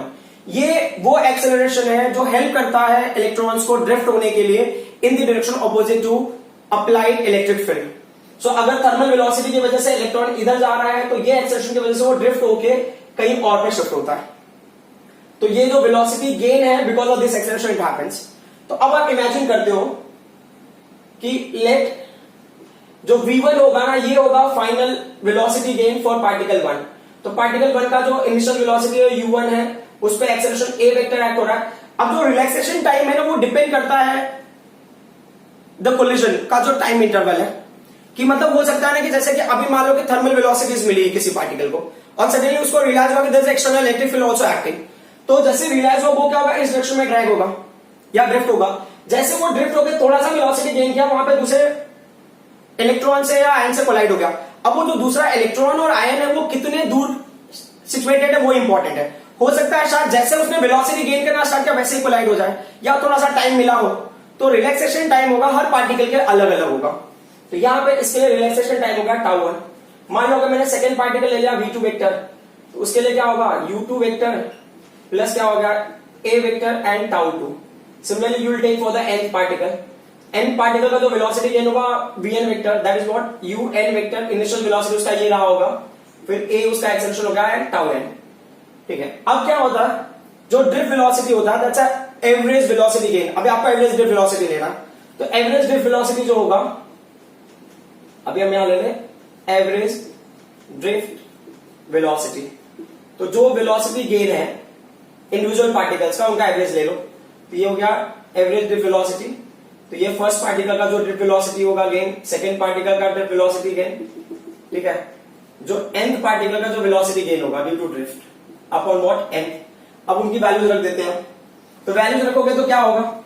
v1 का वैल्यू, तो ये vd हो गया इज इक्वल टू v1 का वैल्यू क्या होगा, v1 का वैल्यू है u1 vector plus a vector tau 1। अब सिमिलरली मैं v2 का वैल्यू पुट करूंगा तो क्या होगा, वो u2 vector plus a vector tau 2। Similarly I go up to what n, तो un vector plus a vector tau n upon क्या होगा, ये capital N, the average value of drift velocity. So ये हो गया drift velocity, average drift velocity का value क्या हो जाएगा। अब इसमें सारे u वाले टर्म को एक साथ में ले लो और a टाउ वाले टर्म को एक साथ में ले लो। तो u वाले टर्म को हमने एक साथ में ले लिया, तो u1 vector plus u2 vector up to what un, ठीक है, un वेक्टर हो गया। अब अगर आप ध्यान दोगे ना सारे टर्म में, जहां पे टाउ वाला है टर्म, सभी में क्या है, एक्सेलरेशन वेक्टर कॉमन है। तो हमने क्या किया, एक्सेलरेशन वेक्टर को कॉमन ले लिया। Acceleration vector you take common and what is in the bracket, it will be tau 1 plus tau 2 up to what extent, it will be up to tau n। और ये क्या होगा ना, average है, तो ये n की वैल्यू ना इस पार्ट को अलग से डिवाइड कर दो, इस पार्ट को अलग से डिवाइड कर दो। तो इसको आप ले लो इक्वेशन नंबर 3 ले लो, ये है इक्वेशन नंबर 2, ठीक है। अब अगर आप ध्यान से देखोगे तो इक्वेशन नंबर 3 एंड 1 को, तो ये जो पर्टिकुलर पार्ट है ये है एवरेज थर्मल वेलोसिटी है initial when external field was not applied. So drift velocity का वैल्यू हो जाएगा v d vector is equal to क्या होगा, ये 0 हो गया प्लस, ये हमने क्या ले लिया a वेक्टर और यहां पे लिखा टाउ। अब ये टाउ क्या होगा, वे ये टाउ हो गया एवरेज रिलैक्सेशन टाइम, मतलब tau 1 plus tau 2 up to what tau n divided by n, ठीक है। तो आपको मिल गया ड्रिफ्ट वेलोसिटी की value is equal to a vector into tau. इसको आप ले लो इक्वेशन नंबर 4। अब आपके पास ना ए वेक्टर की वैल्यू है, यहां पे मुझे ए वेक्टर लिखना है, हाँ ये लिखना है, ठीक है। तो अब पुट कर दो, आप इसको पुट कर दो, पुट इक्वेशन नंबर 2 कहां पे पुट करोगे, in equation number 4, put equation number 2 in equation number 4 and what do we get. तो जो ड्रिफ्ट वेलोसिटी का फॉर्मूला होगा क्या हो गया, minus small E capital E vector, एक होगा टाउ अपॉन क्या हो जाएगा, m हो जाएगा। तो this the formula for drift velocity. इसको याद करने के लिए मैं एक टेक्निक बता देता हूं, ठीक है। जैसे नॉर्मली होता है ना, टीम हम लेते हैं ना, टीम, तो TEAM होता है, बट हम अभी जो लेंगे ना वो TEM होगा, TEEM होगा। तो इसके लिए क्या होगा, ड्रिफ्ट वेलोसिटी, ये T हो गया, फिर ये कैपिटल E हो गया, फिर ये E हो गया अपॉन M हो गया, ऐसे करके आप याद कर लोगे।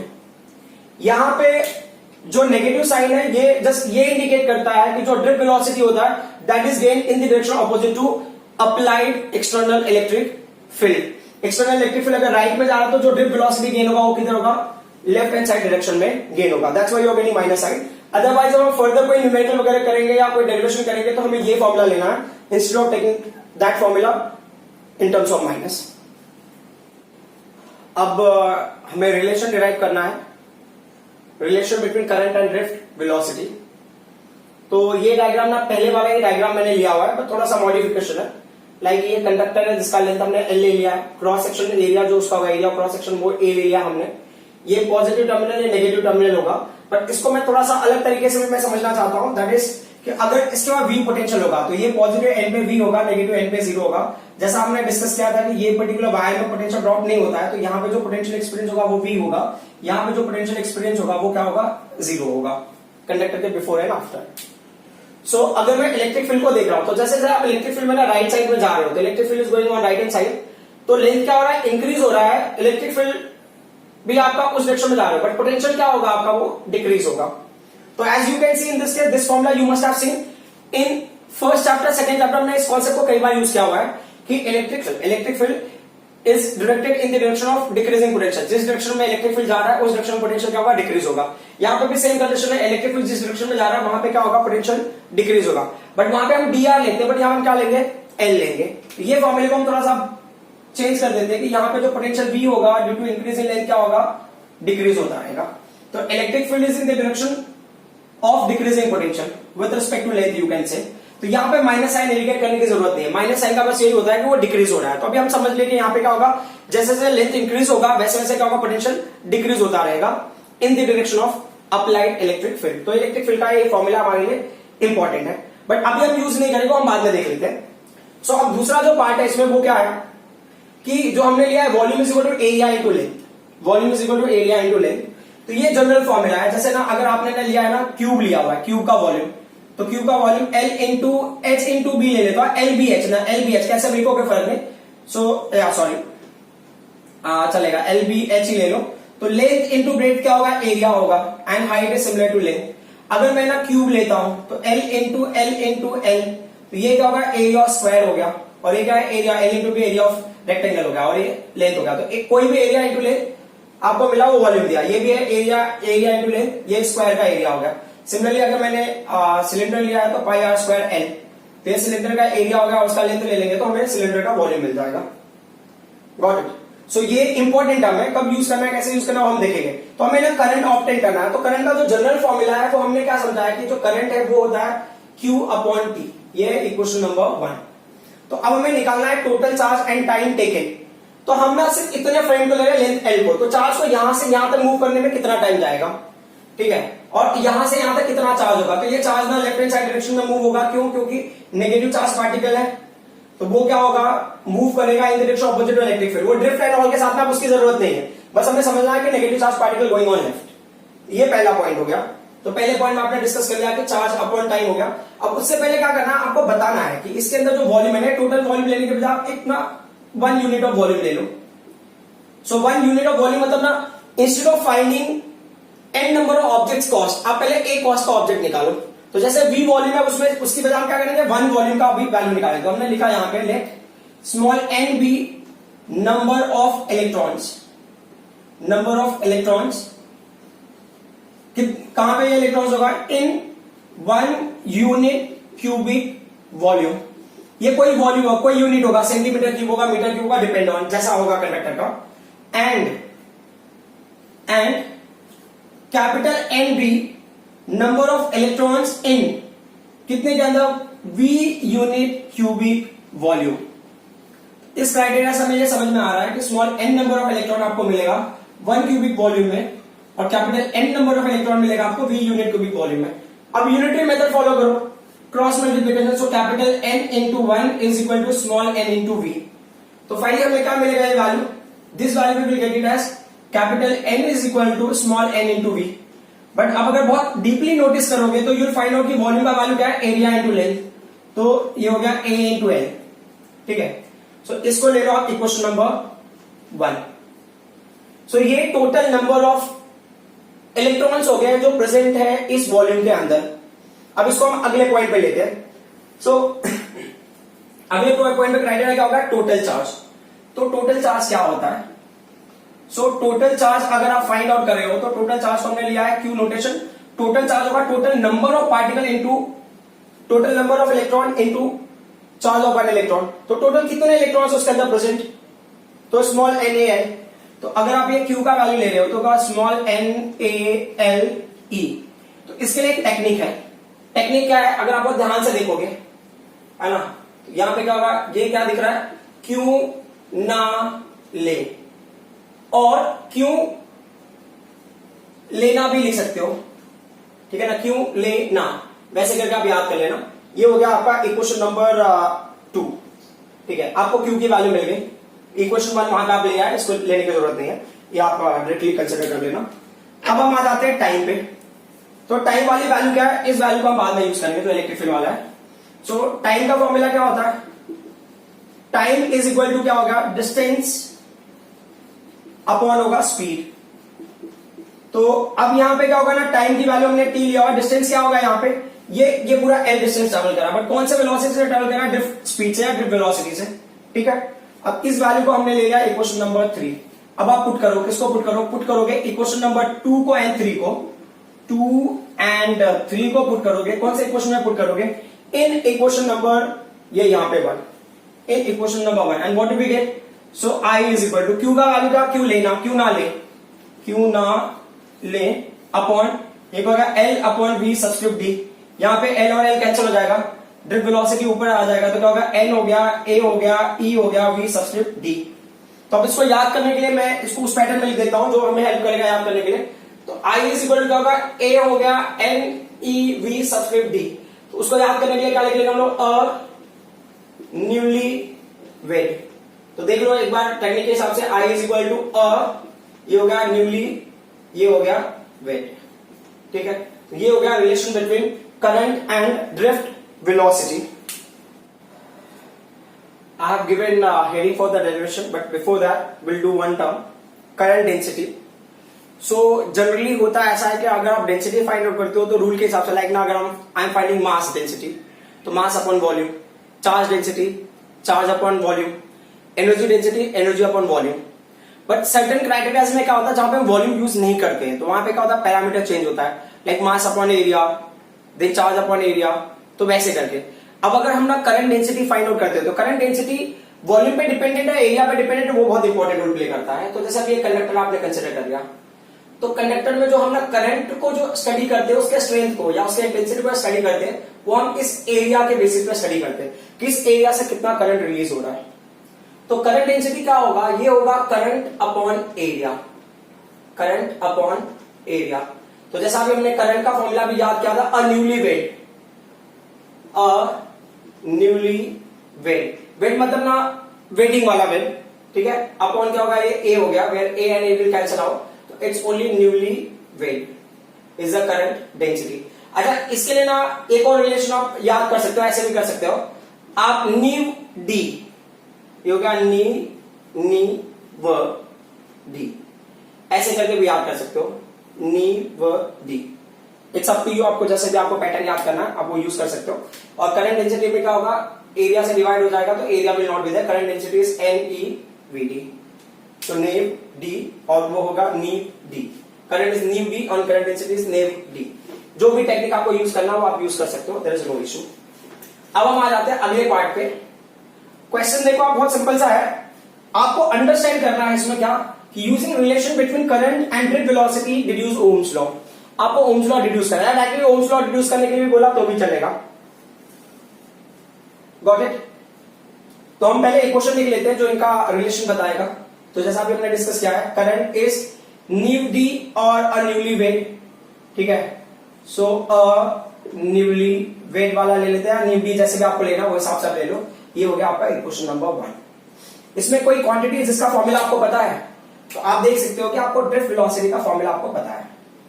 तो ड्रिफ्ट वेलोसिटी का फॉर्मूला हमने कैसे प्रिपेयर किया था, ड्रिफ्ट वेलोसिटी का फॉर्मूला हमने प्रिपेयर किया था टीम वाले फॉर्मूले से. टीम में टाउ हो गया, कैपिटल ई हो गया, स्मॉल ई हो गया अपॉन एन, ये हो गया टी. वो वैल्यू यहां रख देंगे, तो आई इज इक्वल टू क्या होगा, ये ए हो गया, एन हो गया, ई हो गया. हमने ड्रिफ्ट वेलोसिटी का वैल्यू रख दिया small E capital E tau upon small N. अब हमें ना ओम्स लॉ अगर डिड्यूस करना है, तो ओम्स लॉ क्या होता है ना, वी एंड आई का रिलेशन होता है बेसिकली ना, V is equal to I into R. तो हमें वी चाहिए और आई चाहिए, तो हम आई को चेंज नहीं कर सकते. अब यहाँ पे और कोई टर्म जिसको हम चेंज कर सकते हैं. तो आपको अगर याद होगा, हमने थोड़ी देर पहले ही किया था, इसके पहले डायग्राम में, ई का वैल्यू होता है minus DV by D R, ठीक है. फिर जिसको हमने आगे एक्सटेंड करके करंट इलेक्ट्रिसिटी के टर्म में ऑब्टेन किया था, तो वो वैल्यू क्या था, वी बाई एल था. तो हम उस वैल्यू को डायरेक्टली पुट करेंगे. तो यहाँ पे हमने ई की वैल्यू को चेंज किया. तो इलेक्ट्रिक फील्ड का वैल्यू क्या होता है, ये क्या बताता है, जो कंडक्टर में इलेक्ट्रिक फील्ड अप्लाइड है, अगर लेंथ इंक्रीज होगा तो पोटेंशियल क्या होगा, डिक्रीज होगा. मतलब जैसे आप आगे जा रहे हो, लेंथ इंक्रीज हो रहा है, पोटेंशियल क्या होता जाएगा, डिक्रीज होता जाएगा. तो accordingly when I am taking value, so I का वैल्यू आई होगा, ए विल बी देयर, यहाँ पे एन की वैल्यू होगा ई इंटू ई, क्या हो जाएगा, कैपिटल ई स्क्वायर. टाउ का वैल्यू रहेगा यहाँ पे अपॉन स्मॉल एम का वैल्यू रहेगा. हम किसकी वैल्यू पुट कर रहे हैं, हम पुट कर रहे हैं कैपिटल ई की वैल्यू, जो हो जाएगा वी अपॉन एल, ठीक है. अब क्या करना है, v और i को आप एक साथ में रख लो, ठीक है. तो v अपॉन आई को हमने एक साथ में रख लिया, v i को उधर और बाकी वैल्यूज इस साइड में. तो ये हो गया एम एल अपॉन, अगर इसको मैं अरेंज करूं, मैं इसको अरेंज करता हूं, कैसे अरेंज करता हूं, तो ये हो गया n हो गया, ये e स्क्वायर हो गया, ठीक है, ये टाउ हो गया और ये a हो गया. मैंने ऐसा क्यों लिखा है वो आपको भी थोड़ी देर में समझ में आ जाएगा. क्यों, क्योंकि ये मुझे देता है टर्म माई लीडर नीता, ठीक है. देखो NEETA मतलब टाउ ए, ठीक है. अब अगर आप ध्यान देते हो तो m क्या हो गया, मास ऑफ इलेक्ट्रॉन हो गया, n हो गया लेंथ ऑफ कंडक्टर हो गया.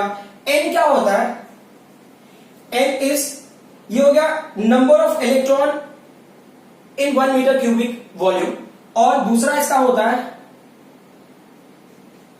Number of electron density, number of electron density मतलब 1 मीटर क्यूबिक वॉल्यूम में कितना ये होगा या उसकी कितनी डेंसिटी होगी, ये बताएगा आपको ये नंबर. E हो गया चार्ज ऑफ इलेक्ट्रॉन, टाउ हो गया रिलैक्सेशन टाइम, और A क्या हो गया, A इज द एरिया। और ये सारे वैल्यूज क्या है, कांस्टेंट है। ये सारे वैल्यूज क्या है, कांस्टेंट है। और इसको अगर लेना है तो आप ले लो इक्वेशन नंबर 2, क्योंकि हम आगे किसी और काम के लिए यूज करेंगे इसको, ठीक है। तो अब आप बोल सकते हो कि अगर वो सारे वैल्यूज कांस्टेंट है तो V अपॉन आई क्या हो जाएगा, कांस्टेंट हो जाएगा। जब V अपॉन आई कांस्टेंट हो गया है तो Ohm's law deduced, hence Ohm's law deduced है, ओम्स लॉ डिड्यूस्ड, ठीक है। ओम्स लॉ हमने डिड्यूस कर लिया। अब अगर ना एक्चुअल में देखो तो अकॉर्डिंग टू ओम्स लॉ हमें क्या मिलता है, अकॉर्डिंग टू ओम्स लॉ जो एक्चुअल फॉर्मूला है वो क्या है, वो है V upon I is equal to capital R। इसको आप ले लो इक्वेशन नंबर 2। अब आप कंपेयर कर लो, ये 2 ऑलरेडी है तो हम इसको इक्वेशन नंबर 3 ले लेते हैं। अब आप कंपेयर करो V upon I equal to something, so ये जो R का वैल्यू हो गया तो आप लिखोगे फ्रॉम इक्वेशन नंबर, कौन सा equation, from equation number 2 and 3। 2 and 3 से क्या मिलेगा हमको, 2 and 3 से मिलेगा R का वैल्यू जो मैंने बताया था, माई लीडर नीटा। सो माई लीडर नीटा। अच्छा इसको ना टीना भी लिख सकते हो, that's up to you. So TEENA, जैसे भी आपको याद करना हो, दैट्स अप टू यू, जो आपके लिए फेवर करता हो आप उस हिसाब से कर लेना। ये हो गया आपका इक्वेशन नंबर 4, ठीक है। अब जो R है ना, अब हमें रेजिस्टिविटी निकालनी है, तो यहां पे R क्या हो गया, R इज रेजिस्टेंस, यहां पे R हो गया रेजिस्टेंस, फाइन। अब हम आगे बढ़ते हैं, तो जो अगला टॉपिक है हमारा वो है रेजिस्टिविटी। तो रेजिस्टिविटी कैसे होता है कि आपने 10th स्टैंडर्ड में किया हुआ है रेजिस्टिविटी का कंडीशन, कि जो R का फॉर्मूला होता है ना वो होता है रो into L by A, correct. तो वो वाले फॉर्मूले को यहां पे, तो R की जगह आपने क्या किया, rho into L by A पुट कर दिया, और ये क्या होगा, माई लीटर नीटा, NE² टाउ A। तो यहां पे क्या होगा, L एंड L कैंसिल होगा, A और A कैंसिल हो गया। तो रेजिस्टिविटी, तो उसको याद करने के लिए याद कर लो, मेडिकल के लिए क्या देना है आपको, नीट, ठीक है। ये हो जाएगा आपका रेजिस्टिविटी, ये हो गया रेजिस्टिविटी, ठीक है। रेजिस्टिविटी के बाद एक अगला टर्म है जिसको हम बोलते हैं कंडक्टिविटी। कंडक्टिविटी, कंडक्टिविटी को हम रिप्रेजेंट करते हैं सिग्मा से। तो कंडक्टिविटी क्या होता है, ये होता है रेसिप्रोकल ऑफ रेजिस्टिविटी और रिवर्स ऑफ रेजिस्टिविटी, रिवर्स और इनवर्स जैसे भी आपको बोलना है। सो अब ये क्या हो गया, ये पर्टिकुलर पॉइंट होता है, ये सिग्मा हो गया, रेजिस्टिविटी वाला फॉर्मूला वही हो गया, तो मेडिकल और नीट जो वैल्यू वो इन्वर्ट हो जाएगा, तो NE² टाउ अपॉन क्या होगा, ये M हो गया। अब इनके हम यूनिट पे फोकस करते हैं। तो रेजिस्टेंस का यूनिट जो होता है वो ओम होता है, दैट यू नो, दैट्स ओम, और उसका जो सिंबॉलिक डायग्राम होगा ये हो गया, ठीक है। और यहां पे अगर इसको अरेंज करते हो तो रो का फॉर्मूला क्या होगा, rho is equal to RA upon L। तो R का यूनिट हो गया ओम हो गया, एरिया का यूनिट होगा मीटर स्क्वायर, लेंथ का यूनिट होगा मीटर, तो कैंसिल के बाद क्या होगा, ओम मीटर। तो रेजिस्टिविटी की जो यूनिट होगी वो क्या हो जाएगा, ओम मीटर हो जाएगा। रेसिप्रोकल मतलब क्या हो जाएगा, पर ओम पर मीटर, बट ना पर ओम को ना हम पढ़ते हैं महो भी पढ़ते हैं, तो महो पर मीटर, तो ये हो जाएगा। अब एक और चीज जो इसमें नोटिस करने वाली बात है कि ये सारे रिलेशन तो आपने कर लिए, जो नोटिस करने वाली बात वो क्या है कि जो रेजिस्टेंस होता है ना और रिलैक्सेशन टाइम का हमें बहुत इंपॉर्टेंट यूज है। तो जो रिलैक्सेशन टाइम और टाइम, रिलैक्सेशन टाइम क्या होता है और रेजिस्टेंस और रिलैक्सेशन टाइम ये इनवर्सली प्रोपोर्शनल है। मतलब रिलैक्सेशन टाइम जितना ज्यादा होगा रेजिस्टेंस उतना कम होगा, और रिलैक्सेशन टाइम जितना कम होगा रेजिस्टेंस उतना ज्यादा होगा। तो इस कंक्लूजन से आप क्या डिटरमाइन कर सकते हो, वो इंपॉर्टेंट पार्ट है। ये पार्ट आपको बहुत याद रखना है, क्योंकि अगला जो हम पॉइंट करेंगे, अगला जो टॉपिक करेंगे उसके लिए ये हमें समझना जरूरी है कि रिलैक्सेशन टाइम कम होगा, इसका मतलब क्या होगा, कोलिजन का नंबर क्या होगा, बढ़ेगा। तो रिलैक्सेशन टाइम कम हो गया, नंबर ऑफ कोलिजन बढ़ जाएगा, तो रेजिस्टेंस भी क्या हो जाएगा, सॉरी रिलैक्सेशन टाइम अगर कम होगा, रिलैक्सेशन टाइम का मतलब कि बहुत कम टाइम में कोलाइड हो रहे हैं, तो नंबर ऑफ कोलिजन बढ़ जाएगा, नंबर ऑफ कोलिजन बढ़ गया तो रेजिस्टेंस भी क्या होगा, बढ़ जाएगा।